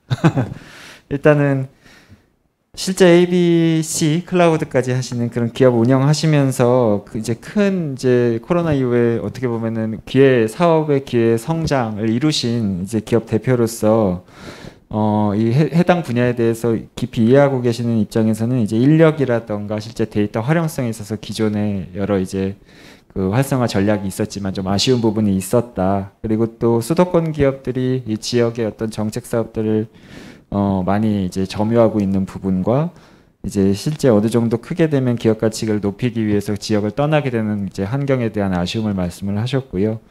조금 ABB 산업을 지역 내에서 활성화하기 위해서는 이제 중앙정부에서 하는 일반적인 ABB 산업 활성화 전략과는 다른 특화된 대구형 ABB 산업 활성화 전략이 필요하다 말씀하시면서 이제 융합형 블록체인이나 센서 여러 가지 사업들을 융합하는 그런 융합형 그 산업 ABB 산업의 개발 그 아이템과 사업 모델 발굴이 필요하다. 그리고 여러 가지 메타버스, 그 스마트 어떤 기술들을 활용한 기존 산업단지의 좀 대전환 이런 어떤 전략들도 필요하다 이렇게 말씀하셨습니다. 더불어서 경북과 함께 지식과 현장이 융합되는 형태의 산업 생태계 육성이 필요하다 말씀도 같이 해주셨습니다. 다음은 이제 김희대 대구 TP 센터장님께 마이크를 넘기겠습니다. 사실 기업들의 애로가 이렇게 많은 것을 저희 확인할 수 있는데요. 지역 TP에서는 대구시와 함께 어떠한 그 기업 지원의 방향성을 잡고 있으며 향후에 ABB 산업 활성화를 위해서 어떠한 프로그램을 기획하고 계시는지 좀 말씀을 해주셨으면 좋겠습니다. 네, 김희대입니다. 뭐 지원 기관들이 이제 저희 테크노파크만 있는 게 아니고 실제 또 이제 ABB와 관련돼서 봤을 때는 대구 디지털 산업진흥원도 있고 또 우리 이제 경북 첨단융합기술원도 있고 이렇게 아마 이제 이렇게 세 개의 메인 기관들이 이 지역에 이제 이런 ABB 산업을 활성화 시켜야 된다고 생각되어지는데요. 제가 이제 대구에 이제 내려온 지 2003년부터 내려왔습니다. 딱 이제 20년째 되는데요. 요즘처럼 뭐랄까 이런 그 여러 가지 이제 산업에 대해서 감정이 이렇게 많이 좀 교차하고 있는 그런 때가 없었던 것 같아요. 2003년, 4년 이때 이제 IT 839 그리고 2016년, 14년 이때 CPND, 뭐 ICBM, ABCD, DNA, ABB 이렇게까지 쭉 이렇게 키워드들이 쭉 이렇게 나열되는데요. 사실 이제 2016년 알파고 이후에 우리가 메인으로 이렇게 내세우고 있는 키워드가 그렇게 이제 달라지지 않았다. 여전히 이제 똑같은 키워드 안에서 지금 맴돌고 있으면서 과연 이제 이 산업의 육성에 관련된 지역의 이제 그 환경들이 어떤가 이런 부분들을 먼저 분석을 해야 우리가 지원에 대한 전략들이 나오지 않을까라는 생각이 듭니다. 근데 과연 이제 지금 이제 우리 현실적으로 이제 이게 이제 산업이 되려면 ABB와 관련되어지는 수요 기업하고 공급 기업들이 이제 하나의 생태계의 맞물림이 돼야 되는데 과연 그런 형태를 지금 가지고 있느냐를 자세히 보면 결코 그렇지 않다라는 생각이 들거든요. ABB는 사실 지금 산업이라기보다는 기술 단위에 조금 더 머물러져 있고 산업으로 가기 위해서 이제 생태계로 나아가고 있는 그런 모양새입니다. ICT 산업이 가지고 있는 특성이 상호 대먹임이 되기 때문에 AI와 빅데이터 그리고 뭐 블록체인이 이렇게 분절되어 있는 것이 아니고 사실은 이제 AI라는 것이 빅데이터를 주식으로 먹고 실제 이제 하는 그런 산업적인 특성들, 우리 재기성이라고 하는 이런 특성들을 갖고 있는 것이 이제 본질적인 모양인데 과연 그러면 우리 지역에 이제 AI를 하는 기업이 몇 개냐 이렇게 물어보면 과연 이제 아까 김 교수님 이제 미처업을 통해 25개 이렇게 이야기하지만 사실 현실적으로 보면 우리가 20개까지도 굉장히 이제 긍정적인 숫자다 이렇게 보여지는 거고요. 그다음 빅데이터 과연 빅데이터 기업이 지역에 10자리를 가지고 있냐. 특히 블록체인은 한 2-3개 될까? 이렇게 생각되어지는 수요 기업이 이제 그러니까 이거 이제 기술들을 공급해 주는 기업들이 이제 이렇게 열악한 상황이고 이것들 중심으로 산업의 생태계를 만들기 위해서는 기업 지원 전략 입장에서는 굉장히 다른 접근이 필요하다. 결국 어떤 말씀을 드리고 싶으냐면 이제 공급의 활성화를 통해서 수요 기업을 끌어내는 방법들, 이런 방법들을 써야 되지 않느냐라는 생각들을 합니다. 그러니까 수요와 공급이 굉장히 비대칭적이기 때문에 오히려 이제 공급 기업의 활성화, 그러니까 AI나 빅데이터나 블록체인을 가지고 있는 그 기업을 활성화시키기보다는 그 기업을 시장을 활성화시키는 플래그십 사업이라든지 아니면 이제 그 기업 자체가 가지고 있는 데이터를 가지고 있는 기업들을 어떻게 이제 이 시장에 참여시키면서 우리가 흔히 이야기하는 제조산업들 이런 산업들에 있는 기업들을 시장에 어떻게 인발브를 시키면서 이제 이 산업을 활성화시킬 것인가 여기에 이제 우리의 전략에 초점이 맞춰져 있어야 된다 이렇게 생각되어집니다. 그래서 우선적으로 이제 첫 번째 생각할 수 있는 전략이라는 것은 이제 수요기업과 공급기업의 상호의 어떤 대먹임을 활성화하는 부분들인데요. 특히 이제 AI 빅데이터와 관련된 공급기업들, 지금 제조기업들, 대구가 지금 주력으로 삼고 있는 여러 가지 제조기업들, 예를 들자면 이제 수송기계와 관련되어지는 자동차, 수송기계, 그리고 기계산업 이런 부분들, 이런 부분 관련되어지는 지역에 있는 기업들이 가지고 있는 데이터들이 있습니다. 그 기업에 있는 데이터들을 이제 그 동기부여를 받아서 사실 기업이 데이터를 안 내놓으려 합니다.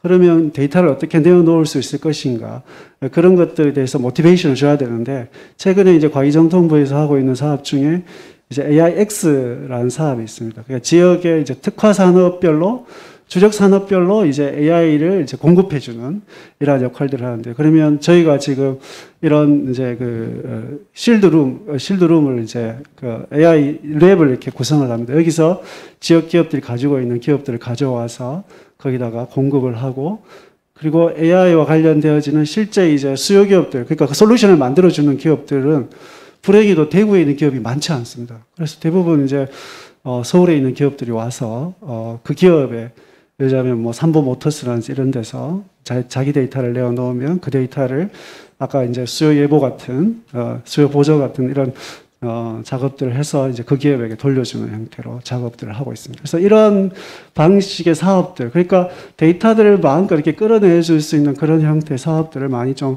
활성화해 줘야 된다. 그렇기 위해서 이제 그런 프로그램들을 많이 해야 되는 전략이 필요한 것 같고요. 두 번째는 이제 약간의 이제 그 차별에 대한 전략들이 필요한 것 같습니다. 아까 우리 발제하신 김현덕 교수님도 언급했듯이 데이터의 양이 중요한 것이 아니고 사실은 이제 데이터의 퀄리티 그리고 데이터의 다양성이 중요시 되어야 되는데요.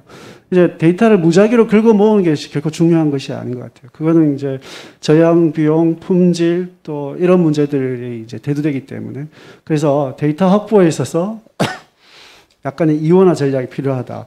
일단 기업 같은 경우는 기업 데이터를 끌어내기 위해서는 이제 서비스나 비즈니스 모델들을 먼저 설정을 해야 됩니다. 설정을 하고 탑다운 방식, 거기에 맞는 그 서비스나 비즈니스 모델에 맞는 데이터를 확보하기 위한 전략들을 제공해 줘야 되는 것 같고요.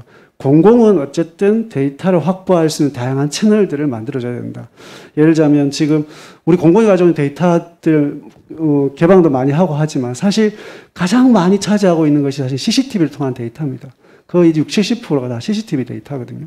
근데 그것 외에 공공은 이제 데이터를 어떻게 양질의 데이터를 내어놓을 것인가.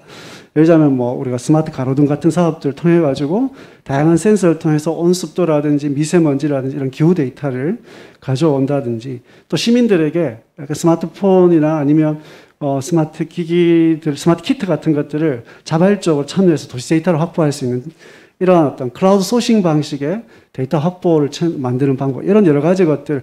그래서 이런 양질의 데이터들을 모을 수 있는 다양한 채널들을 만드는 사업들이 필요하다는 거고요.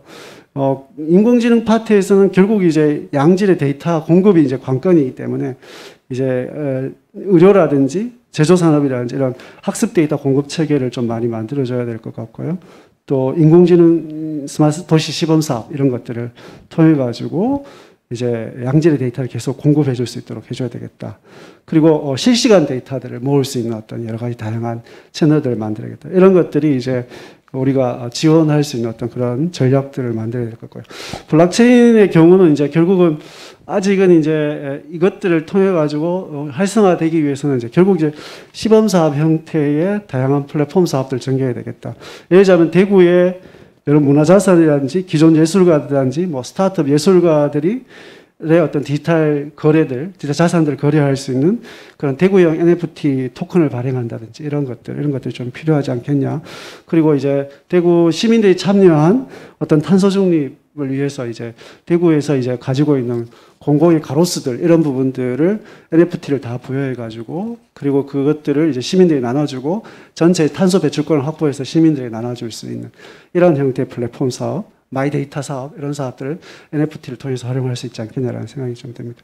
그리고 마지막으로 우리가 이제 지원기관에서 결국은 이제 산업 활성화적인 측면에서 보면 결국은 이제 아직 마중물 역할을 해야 될 것, 연구과제, 인프라, 테스트베드 계속 이야기하고 있는 이제 인력 양성들 이런 부분들을 해줄 수 있는 부분. 그 중에 이제 아까 뭐 잠깐 말씀드렸지만 데이터 거래소 또 국가 데이터 허브 이런 것들. 광주가 AI 갖고 있고 뭐 이제 부산이 블록체인 갖고 있으면 대구는 데이터의 거점이 되겠다라든지 이런 약간의 차별적인 전략들 이런 것들을 좀 모색해야 되지 않겠냐 이렇게 생각합니다. 네, 이상입니다. 네, 김민대 센터장님도 말씀 많이 해주셨는데요. 그 전반적으로 이제 사실은 뭐 알파고 때 이후로 여러 가지 이제 제목은 바뀌어 왔지만 본질적으로는 크게 달라지지 않은 어떤 산업 경쟁력의 핵심적인 분야 설정 이런 부분에서 기술 단위를 넘어서 조금 더 비즈니스가 가능하도록 이제 대구시의 상황에 맞는 이제 분야를 발굴을 해야 한다. 너무 이제 수요 기업이 작고 지금 현재 이제 ABB 산업에 특화되어 있는 기업들이 작기 때문에 수요적인 차원에서는 기존의 기업들, 제조기업들 중심의 데이터들을 끌어낼 수 있는 전략, 공급 차원에서는 데이터의 양보다 이제 질이나 다양성을 더 위시하는 어떤 여러 가지 이제 그 공공의 플랫폼, 뭐 데이터 플랫폼, 그다음에 데이터 형태도 조금 더 다양하게 제시를 해줘야 될 필요가 있다. 블록체인에 대한 여러 가지 세부적인 아이디어도 내주셨고요. 조금 더 대구시가 할 수 있는 ABB 산업의 어떤 비즈니스 기회 이런 것들에 대해서 가이드라인을 주신 거라고 이해를 하겠습니다. 다음은 사실은 이제 이런 어떤 ABB 산업의 기초가 될 수 있는 기술들은 여러 가지 이제 공공적인 기술의 그 결과물로서 연구 개발의 결과물로서 이제 산출이 될 거고 그것들이 잘 기술 이전과 사업화에 연계가 돼야 될 부분일 텐데요. 지역에 이런 어떤 기술이나 지식의 역량들을 충분히 이제 가지고 있고 그것들을 사업화할 수 있는 여러 가지 전문 서비스나 필요한 역량들을 갖추고 있는가라는 측면을 우리 문기영 센터장님께서 에트리의 문기영 센터장님께서 좀 말씀을 해주시면 좋겠습니다. 예, 저 소개받은 에트리의 문기영입니다. 제가 답변을 바로 드리기 전에 제가 우리 최근에 에트리 쪽에서 우리 식사를 하면서 한번 그 소장님들끼리 이야기하면서 나왔던 이야기를 한번 재미삼아 한번 얘기를 해보면,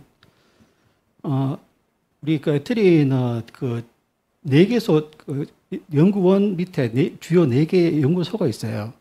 하나가 인공지능 연구소고요. 또 하나가 방송통신, 또 하나가 반도체, 또 마지막이 진흥화 연구소 융합 쪽입니다. 그러니까 그 AI 연구소 소장님이 농담삼아 이런 얘기를 하더라고요. 이제는 AI 연구소 이름을 바꿔야 되지 않겠냐. 이게 무슨 말씀인가 하면은, 벌써 AI라는 게, 지금 최근에는 그게 AI가 곧 소프트웨어고 소프트웨어가 곧 AI인 그런 시대가 왔습니다. 그러니까 그만큼 이제 많이 AI가 녹아들었는 거죠. 그리고 사실 뭐 DNA라 그래가지고 AI 쪽 빅데이터, 블록체인이 사실 어떤 유행했는 게 한 5년 전부터 시작했는 거죠. 벌써. 그래서 그 와중에 실제로 어떤 결과물들이 이제 나왔던 게 여기 보시면은 박윤아 대표님 같은 우경 같은 데서 80명에서 180명으로 바뀌었다고 하시지 않습니까? 사실은 그 소프트웨어 업체에서 이거는 엄청난 변화입니다. 예전만 해도 한 5년, 6년 전만 해도 소프트웨어 회사가 100명 같으면은 대기업이에요. 근데 요새는 보통 뭐 200~300명이 기본이고, 그 다음에 그 매출액도 있지 않습니까? 예전에 비하면은, 예전에는 보통 소프트웨어 회사는 한 1.5라 그랬거든요. 1인당. 요새는 퍼포먼스가 엄청나요. 그리고 요새 자신있게 말씀하시지만, 피어 타실 때도 사실은 좀 지른다는 거죠. 그만큼 이렇게 효과가 큰 산업이 되어버렸습니다. 그래서 아마 대구에서도 또 다른 표현으로 ABB 산업을 육성하자고 했던 게 아닌가 하고 저희들 생각하고 있고요. ABB 산업을 바라볼 때 저희들이 이제 이게 좀 입장이 좀 다를 수도 있습니다. 여기 보면은 산업계, 대구 쪽에 산업계 분 계시고, 그 다음에 또 지원기관이 있을 거예요. 학교 쪽에 계시는 분이 있고, 저희는 또 공공기관, 정부기관이니까 또 입장이 약간 다를 수도 있는데, 제가 뭐 간단하게 저희들 어떤 공공기관의 ABB 관련된 뭐 능력이라고 해야 되나요? 그런 걸 한번 간단하게 말씀드리겠습니다. 지금 저희들 공공기관이라고 하면은, 대구에는 대구 경북 가지고 약 9개 정도 출연연이 있어요. 그 중에 실제로는 대구는 6개 정도 있습니다. 그리고 제가 보건대 ABB 관련된 기관이라고 하면 애트리, 그 다음 키스티, 그 다음 기계연, 생기연, 그 다음에 사실은 디지스트에 융합연구소가 있습니다. 그 정도가 공공기관이라고 볼 수가 있고요. 사실은 기계연이라든지 생기원이라든지 그다음 키스티가 어떻다, 제가 사실은 남의 기관을 갖다 그렇게 평가하기 좀 어렵고요. 다만 아시다시피 키스티는 빅데이터 관리하는 데고, 거기야 본래 인원이 그렇게 많지가 않아요. 그래서 거기는 주로 개발보다는 어떤 기업 지원 기관이라고 보시면 될 것 같고, 그 다음 기계연 하고 생기원은 원래 거기는 하드웨어 하시는 데죠. 그죠? 그렇지만 한 4, 5년 전부터 사실은 요새 하드웨어 해가지고 살아남을 수 있는 방법이 없습니다. 사실. 그러니까 이제 그 중에서도 일부가 이제 다시 이렇게 특히 AI죠. 그죠? AI나 또는 생기원이나 기계연에서 다루는 장비들이 데이터를 양산하기 때문에 주로 이제 AB 관련돼서 많은 연구를 했었고요. 그래서 저희들의 트리만 잠깐 한번 말씀을 드리면은, 저희는 우리가 이제 우리 센터는 이제 AI 연구실, 의료 IT, 로봇 융합, 스마트팜 이렇게 해가지고 4가지 연구실을 구성하고 있고요. 연구원 한 50명 정도 되는데, 실제로는 AI 인력이라고 하면 한 40여 명, 보수적으로 바라보면 한 35명, 35명 정도 보면 될 것 같고요. 그 다음에 저희들이 이제 기술 이전이라든지 어떤 기술 개발 측면을 본다 그러면은, 한 5년간 한 70개 정도 기술 이전을 했는데, 그 개수가 아니고 기술입니다. 70개 기술을 개발했었는데, 그 중에 AI 쪽 기술이, AB 기술이 한 20개 정도 되는 것 같더라고요. 그거는 주로 어떤 기술이냐면 저희들은 여기 이제 지역센터이기 때문에 지역의 업체들하고 같이 그 수요형으로 맞춤형으로 개발을 합니다. 그러다 보니까 그 20개라는 게 의미가 다시 말하면은 그 이게 대구 경북에 있는 업체들이 그 정도 캐파를 가지고 있다 보시면 돼요. 그 다만 이제 20개 중에 약간 중복되는 게 있으니까 아까 박희대 센터장님 말씀하신 것처럼 한 20개 내외라고 했던 그 말하고도 비슷하게 얼추 맞는 것 같습니다. 그 정도 되고 있고요. 그리고 이제 최근에 보면은 그 비율이 아까 제가 5년간이라고 했는데 최근 뭐 작년 같은 경우에 보면은 거의 한 40~50% 정도가 이제 AI 관련된 프로젝트라고 보시면 될 것 같습니다. 그리고 이제 전체적으로 우리 그 대구 쪽에 공공기관 캐파로 온다 그러면은 그냥 좀 쉽게 생각하면은 그냥 에트리 곱하기 한 2 정도 하면은 어느 정도 나오지 않을까 생각하거든요.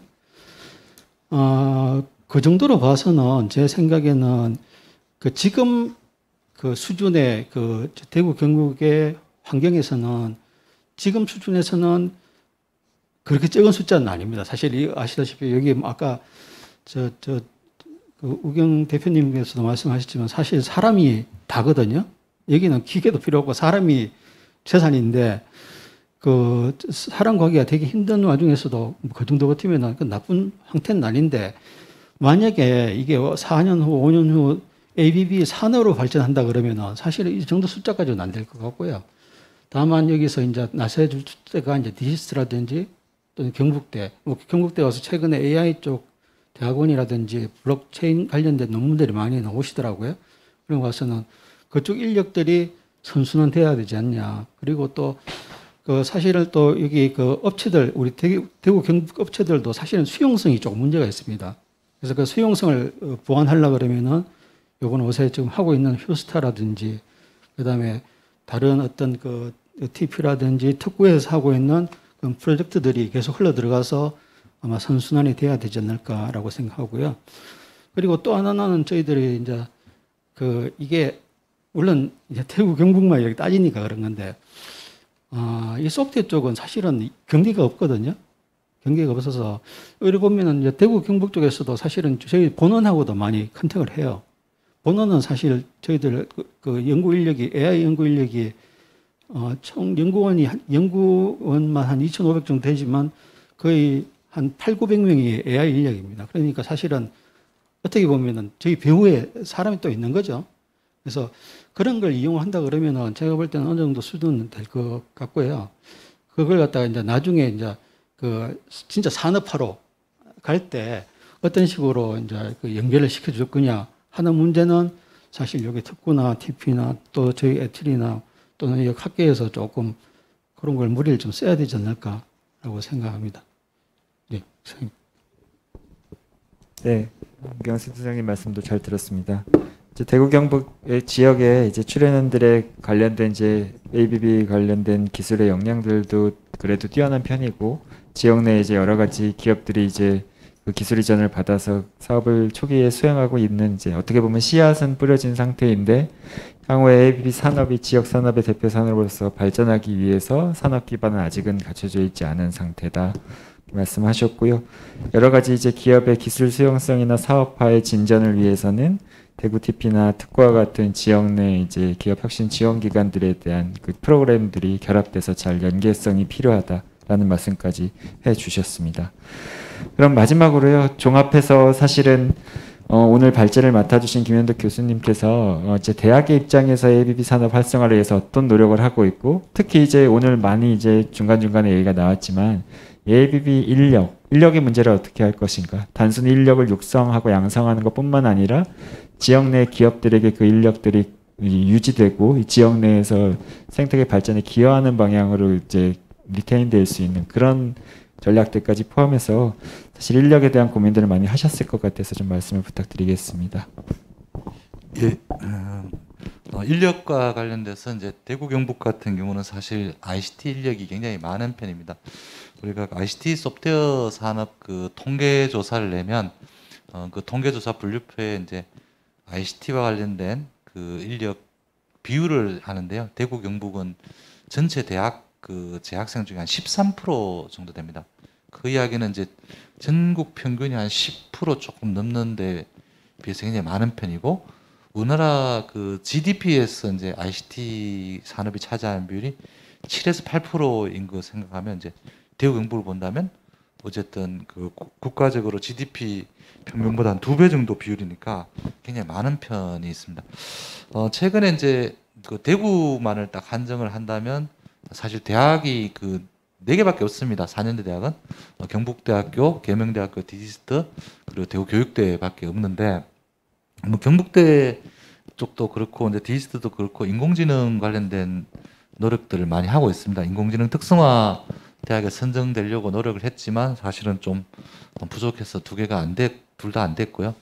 다만 이제 경북대학교 같은 경우는 인공지능 대학원과 그다음에 교육부의 이제 인공지능 공유대학 같은 사업을 하고 있고, 그다음에 빅데이터 부분 같은 경우도 데이터 사이언스 대학원도 있고, 이 둘은 이제 결국 그 정규과 과정인데요. 정규과 과정 외에도 AI 교육 프로그램, 그다음에 빅데이터 교육 프로그램, 뭐 블록체인 프로그램은 사실 지역에 거의 없습니다. 그래서 저희 기술원에서 운영하는 이제 블록체인 관련된 AI 허브가 거의 유일하게 하고 있는데 이런 쪽을 좀 하고 있습니다. 근데 저희들이 이제 제일 고민이 뭐냐 하면 사실은 이제 육성해도 그 남지 않는다 이런 문제는 뭐 늘 지적이 됐던 부분이고요. 닭이 먼저냐 달걀이 먼저냐입니다. 기업이 이제 적절한 그 좋은 일자리냐 때문에 이제 안 남는다, 또는 또 반대로 이야기하면 좋은 인력이 와야 이제 좋은 기업이 되지 않냐 이런 게 싸움이 있는데, 저희가 보니까 이제 어느 정도 한 번은 이제 그런 악순환을 깨기 위해서 어느 시점에 학생의 진로에 개입하는 게 좋으냐. 제가 대학교 뭐 4학년까지 이렇게 보면 그 대학교 4학년 재학할 때까지는 이 선배들의 말이 교수의 말보다 더 중요합니다. 그래서 그때쯤은 개입할 여지가 없는 것 같고, 졸업을 해서 뭐 한두 달 이렇게 지나고 나면 그때부터는 사실 오히려 교수의 말을 듣는 것 같아요. 그래서 저는 졸업자 대상 프로그램들이 좀 많아야 된다. 그 특히 뭐 외국에도 그렇지만 한 6개월 정도 이렇게 취업을 안 하면 장기 실업자가 된다라든지 이런 경우도 많고 한데, 이제 또 물론 6개월 정도 되었을 때 이제 자기가 서울이라든 다른 지역에 구직 활동하기에 떠나면 사실은 그 영영 안 돌아오는 게 많기 때문에 저희는 좀 대학에 제가 있지만 학부 과정보다 졸업 과정, 즉이 졸업하고 1년 안에 어떻게 우리가 그 인력을 지역에 정착시키기 노력을 할 것이냐, 그런 게 좀 많이 필요한 것 같습니다. 다른 측면에서는 이제 AI와 관련된 아까 우리 경북대학교 전자공학부 이야기도 있었지만 도대체 어느 학과에서 어떻게 키워야 되느냐에도 문제도 사실 있습니다. 최근에는 이제 소프트웨어나 이런 쪽에 이제 비전공자를 교육을 시켜서 이렇게 해보자라는 시도가 많은데요. 뭐 저는 굉장히 긍정적인 거라고 생각하면서도 반대로 그 교육의 주체가 누가 돼야 되느냐. 사실은 뭐 저는 그 과가 돼야 된다고 생각합니다. 사실 경북대학교 전자공학과가 다른 학부의 학생을 뽑아서 교육시키는 것보다는 그 과 자체에서 어떻게든 해결할 수 있도록 지원해줘야 된다는 측면들을 저는 강조하고 있습니다. 그 이유는 앞으로 우리가 AI나 빅데이터 기술 이런 또는 블록체인 기술을 어떻게 볼 거냐, 10년 뒤쯤 되면 저는 사실 이 엑셀하고 거의 비슷한 툴로 봐야 되지 않느냐. 결국 그 아까 우리 공급기업, 수요기업이라는 게 있지만 이것도 사실은 5년, 10년 지나면 깨질 거라고 생각합니다. 결국은 자기가 내재화하는 기업만 살아남을 거고 내재화를 잘하는 기업만 경쟁을 가질 거라고 생각을 한다면 결국 그 툴처럼 이용할 수 있는 환경도 올 것이고 툴처럼 이용하는 기업만 사실은 살아남을 거기 때문에 반대로 공급 수요 기업의 벽은 허물어질 거다. 뭐 그런 측면에서 본다면 인력 양성도 이제 저희 같은 ICT 전공학과에서 하는 것도 중요하지만 다른 학과에서 그런 커리큘럼 자체를 포함을 해서 교육을 시켜야 된다. 뭐 그런 측면에서 제가 인력 그 수요에 관해서 말씀을 드리고요. 오늘 그 제가 발제자로서 총평을 해달라고 해서 말씀드리면 사실 공공의 역할이 어디까지냐에 대해서 굉장히 이제 논쟁이 필요한 것 같습니다. 결국 우리가 AI라는 것들이 원천 기술이라는 측면이냐 아니면 이게 응용 기술이라는 측면이냐 또는 수준의 단계가 개발 단계이냐 이런 것들을 다 고려를 해야 되고 또 거기에 가장 중요한 뭐 누구들은 AI 모델 개발 비용의 80%는 이 데이터다. 뭐 적게 잡아도 30% 정도는 데이터다라고 이렇게 했을 때 데이터와 AI와 관련된 기술 확보, 블록체인도 비슷한 상황이겠지만 여기서 공공이 어디냐의 역할이 어디냐, 어디 정도까지 해야 되냐에 대해서는 저는 조금 이제 지금과 다른 시각이 필요하지 않냐. 이게 툴로 봤을 때는 사실은 공공의 역할을 조금씩은 줄여 나가야 되는 단계가 아니냐는 생각을 저는 해봅니다. 대신에 이게 결국 기업 간에 그냥 자생적인 협업이나 이런 형태로 가야만 경쟁이 있는 게 나오지 공공도 그 너무 많은 개입을 할 경우에 아까 우리 박윤화 회장님 말씀하실 때 AI 허브에 있는 수많은 데이터가 사실 쓸모가 없다. 뭐 저는 그 부분에 관해서 박윤화 회장님하고 100% 동의를 합니다. 품질 문제가 왜 그러냐면 그 데이터 자체는 범용 데이터로 만든 것이거든요. 근데 공공이 한다면 사실 거의 범용 데이터로밖에 못 만드는 그런 상황들이 올 겁니다. 그리고 이미 거기 올라가 있을 정도의 데이터 정도라면 다른 곳에도 이미 충분히 구할 수 있는 데이터. 그래서 결국은 데이터 자체가 그 AI 모델의 결정적인 경쟁력을 가지고 있는데 그걸 어떻게 공개를 하겠습니까? 공개한다는 것은 사실은 자기 회사하고는 관계없는 우리 회사의 레시피 추구도 공개 못하는 코카콜라의 레시피하고 같은 건데 사실 그런 측면에서 공공이 개입하는 것도 조금은 다른 측면에서 개입을 해야 되지 않냐 그 말씀을 조금 드리면서 제 토론을 마치겠습니다. 네. 네, 발제하셨던 김현덕 교수님께서 이제 인력 관련해서는 사실은 이제 대구의 IT 인력 비중 자체도 높고 또 대학 내에서도 인공지능이나 빅데이터 쪽에 여러 가지 특화 교육 프로그램들을 운영하면서 인력들을 많이 키우고 계신다고 말씀하셨고요. 다만 이제 졸업 후에 좀 졸업자 대상의 프로그램 같은 것들로 이 지역 내 기업들의 이제 취업이라던가 연계를 좀 필요로 한다 말씀하셨습니다. 그리고 사실은 ABB 산업에 여기 나오는 핵심 기술들이 기업의 어떤 생존을 결정짓는 툴로서 아주 일반적인 그런 활용성이 높아져야지만 하고 그 부분에 있어서는 사실은 공공보단 수요, 그러니까 민간의 수요 기반의 어떤 그 자생적 생태계를 만드는 것이 장기적으로 굉장히 중요할 것이다라고 또 덧붙여 주셨습니다. 네, 각각의 이제 입장에서 좀 토론을 전문가분들께서 해주셨고요. 여기 계신 참석자분들께서도 또 궁금하신 부분들이 있을 거고 특히 이제 대구시의 ABB 산업이라는 부분의 활성화를 위해서 우리 대구시가 무엇을 해야 되고 또 무엇을 도와주어야 하는가 그런 부분에서 좀 평상시에 갖고 계셨던 생각이나 궁금증을 오늘 지금 질문 몇 개를 받으면서 마무리하고자 합니다. 혹시 질문 있으신 분 손을 들어서 말씀을 해주시겠습니까? 네, 우리 저기 부장님. 네.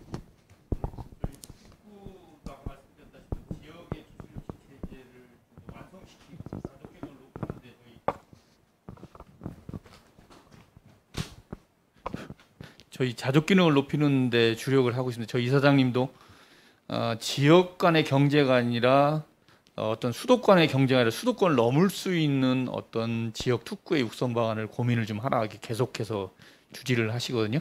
결국에 지역이 완성됐을 때 수도권과 경제를 하는 게 아니고 국가 외적으로 진출할 수 있는 글로벌 기업으로 진출할 수 있는 방안이 뭔가를 좀 모색하자 이런 방안을 얘기하는데 그런 제가 한 사례를 본 게 있거든요. 독일의 모 지역에서 이 AI 프로젝트를 함으로써 다른 나라 지역에 있는 우수한 연구자들을 유치를 해서 그쪽에서 연구를 하고 그 연구 결과물이 지역 내에서 안착할 수 있게끔 많이 프로젝트를 기획을 했거든요. 그래서 이런 프로젝트가 좀 지역에서 기획을 했으면 좋겠습니다. 그리고 이런 프로젝트 기획이 우리나라 사람들뿐만 아니라 전 세계에 있는 우수 연구자들이 대구에서 연구하고 그 연구 결과물이 지역 내 확산돼서 기업으로 갈 수 있는 이런 방안이 강구가 돼야 수도권과 다른 이런 부분이지 광주하고 우리가 다르고 광주는 AI고 우리는 뭐고 블록체인 이런 거보다는 어떤 대구가 구심점이 대구가 갖고 있는 강점에 기반해서 전 세계에서 노드를 걸 수 있는 부분이 기존에는 우리가 지역 전략 산업을 가졌을 때 항상 했지 않습니까? 연구 인프라를 구성하고 연구 인력을 양성하고 또 연구 장비도 갖추고 시험생단도 하고 하는 부분에 대해서는 제조업에서 잘 작동했고 이미 그런 부분은 어느 정도 안착이 됐다고 하는데 이런 소프트웨어 부분은 사람이 전부라고 아까 말씀해 주신 것처럼 그 사람은 한국 사람만이 전부가 아니거든요.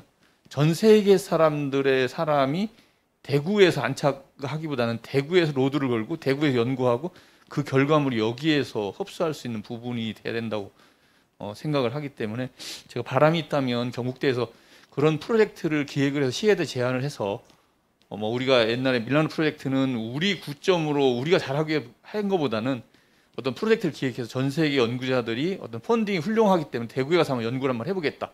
여기서 연구를 하고 그 결과물을 우리가 지역 내에서 안착을 하고 기업들이 활용할 수 있는 이런 프로젝트를 시한테 제안을 하고요. 또 저희 특구 같은 경우는 저희가 이제 특성화대학과 연계를 해서 디지스타하고 지스타하고 연계를 하거나 카이스트나 연계를 통해서 지역 내에 어떤 이런 AI가 필요하다고 하면 그런 부분은 상공회에서 수요 조사를 받고 있거든요. 그 부분은 저희 특구가 좀 하는 부분하고요.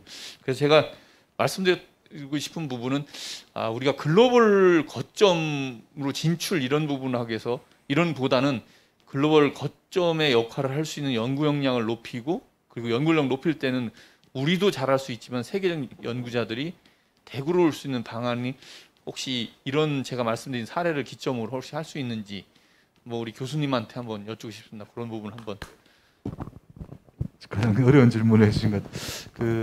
사실 뭐 결국은 이제 저희가 이제 해외 연구자를 끌어들이기 위한 여러 가지 이제 뭐 인프라를 제공할 수도 있고 펀드를 제공할 수도 있다. 뭐 그런데 사실은 펀드는 결국 한정이 돼 있고 실제 이제 인프라 같은 경우는 저희가 굉장히 좋은 사례가 있습니다. 제가 코로나 직전에 그 미국의 스타트업 관련된 이제 엑셀러레이터들한테 저희가 수성 알파시티 그 당시에 완성되기 직전에 보여드렸고 이게 테스트베드로 활용될 것이다라고 하니까 결국 그분들이 이제 관련된 MOU도 맺자라고 그러고 자기들 스타트업들 보내서 테스트해 볼 수 있냐.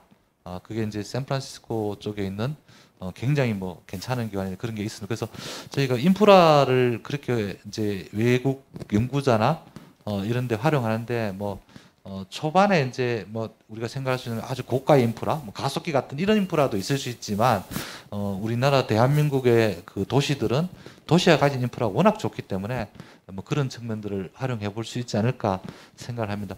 그리고 두 번째는 이제 결국 그게 되려면 도시의 이제 네임밸류가 사실 올라가야 되거든요. 저는 이제 조금 더 적극적으로 이제 뭐 활동을 해야 된다고 생각하는 것들이 도시의 랭킹 순위 이런데 사실 우리는 그 아무것도 아니라고 생각하지만 뭐 가령 예를 들자면 뭐 그 각 대학들이 발표하는 랭킹 대학 경쟁력이 뭐고 도시 지수들이 있습니다. 이런 스마트 시티 관련돼서 순위 발표하고 이런데 사실 우리가 데이터만 잘 내면 굉장히 높은 순위에 될 수 있는데 이런 것들을 우리가 사실 놓치고 있는 부분들도 좀 있어서 그래서 그런 게 쌓이고 쌓여야 연구자들 사이에는 이제 어떤 그 평판도가 형성이 되기 때문에 그게 좀 필요한 것 같고 마지막으로는 이제 우리가 끌어오기 위해서는 사실 많이 나가야 된다고 저는 생각합니다. 예를 들면 우리 대학생이나 이런 학생들도 뭐 제3세계가 되든 아니면 이제 선진국이든 결국 그 학생들이 끊임없이 나가는 프로그램들이 오히려 많아야 반대로 끌어오는 프로그램도 자연스럽게 이끌려오지 않을까 그런 생각을 해보면서 그런 쪽에 저희들 한번 뭐 시도는 해보겠습니다.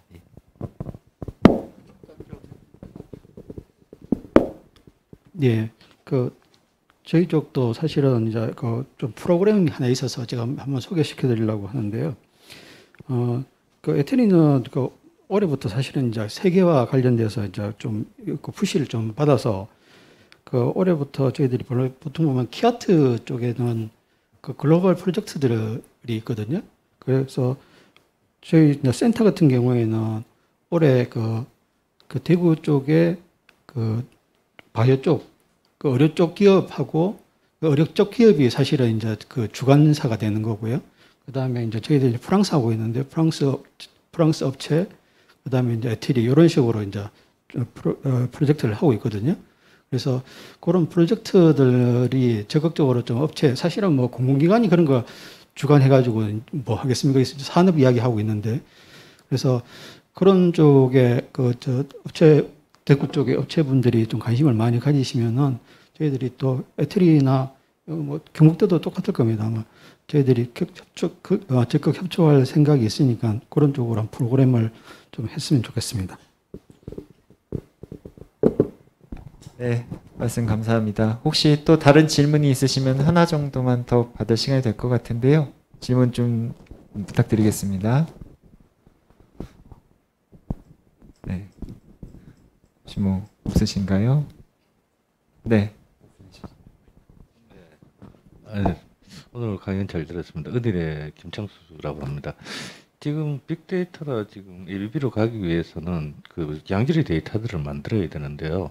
그 양질의 데이터를 판별하기 위해서는 양질의 또 넓은 풀들의 전문가들이 필요한 상황입니다.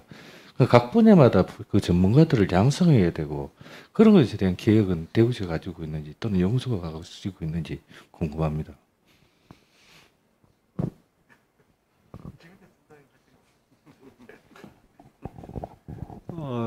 네, 정말 필요한 부분들이고요. 사실 이제 풀 구성하는 자체부터가 굉장히 어렵습니다.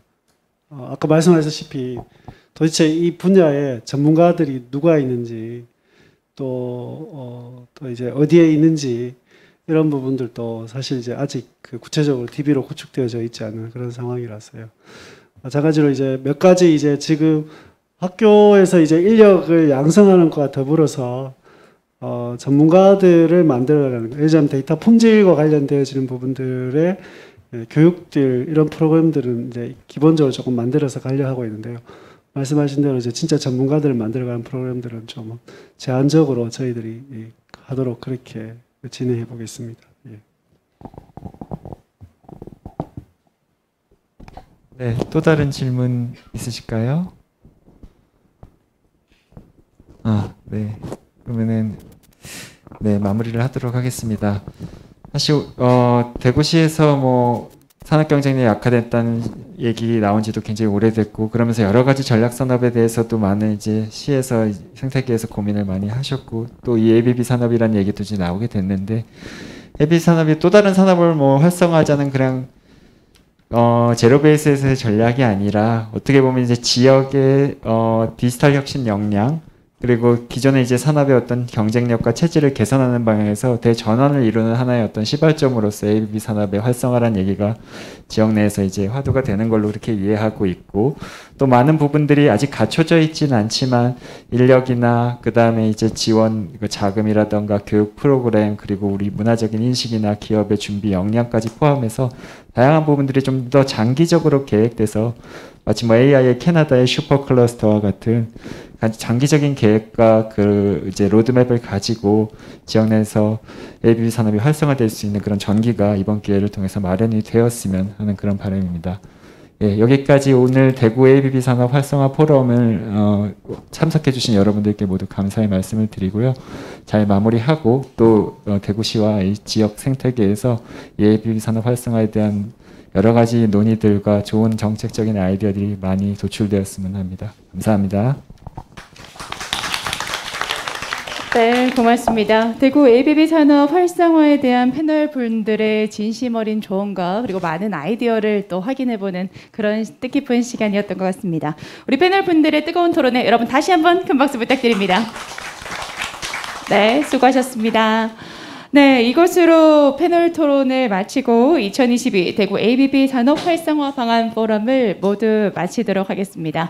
네, 오늘 포럼이 ABB 산업 활성화를 가속화시킬 수 있는 방법에 대해서 다시 한 번 더 생각할 수 있는 그런 유익하고 뜻깊은 시간이었기를 바라면서 오늘 참석해 주신 참석자 여러분들 그리고 시청하고 계신 시청자 여러분들께 다시 한 번 더 감사의 말씀 드리겠습니다. 지금까지 진행의 구나이주였습니다. 고맙습니다.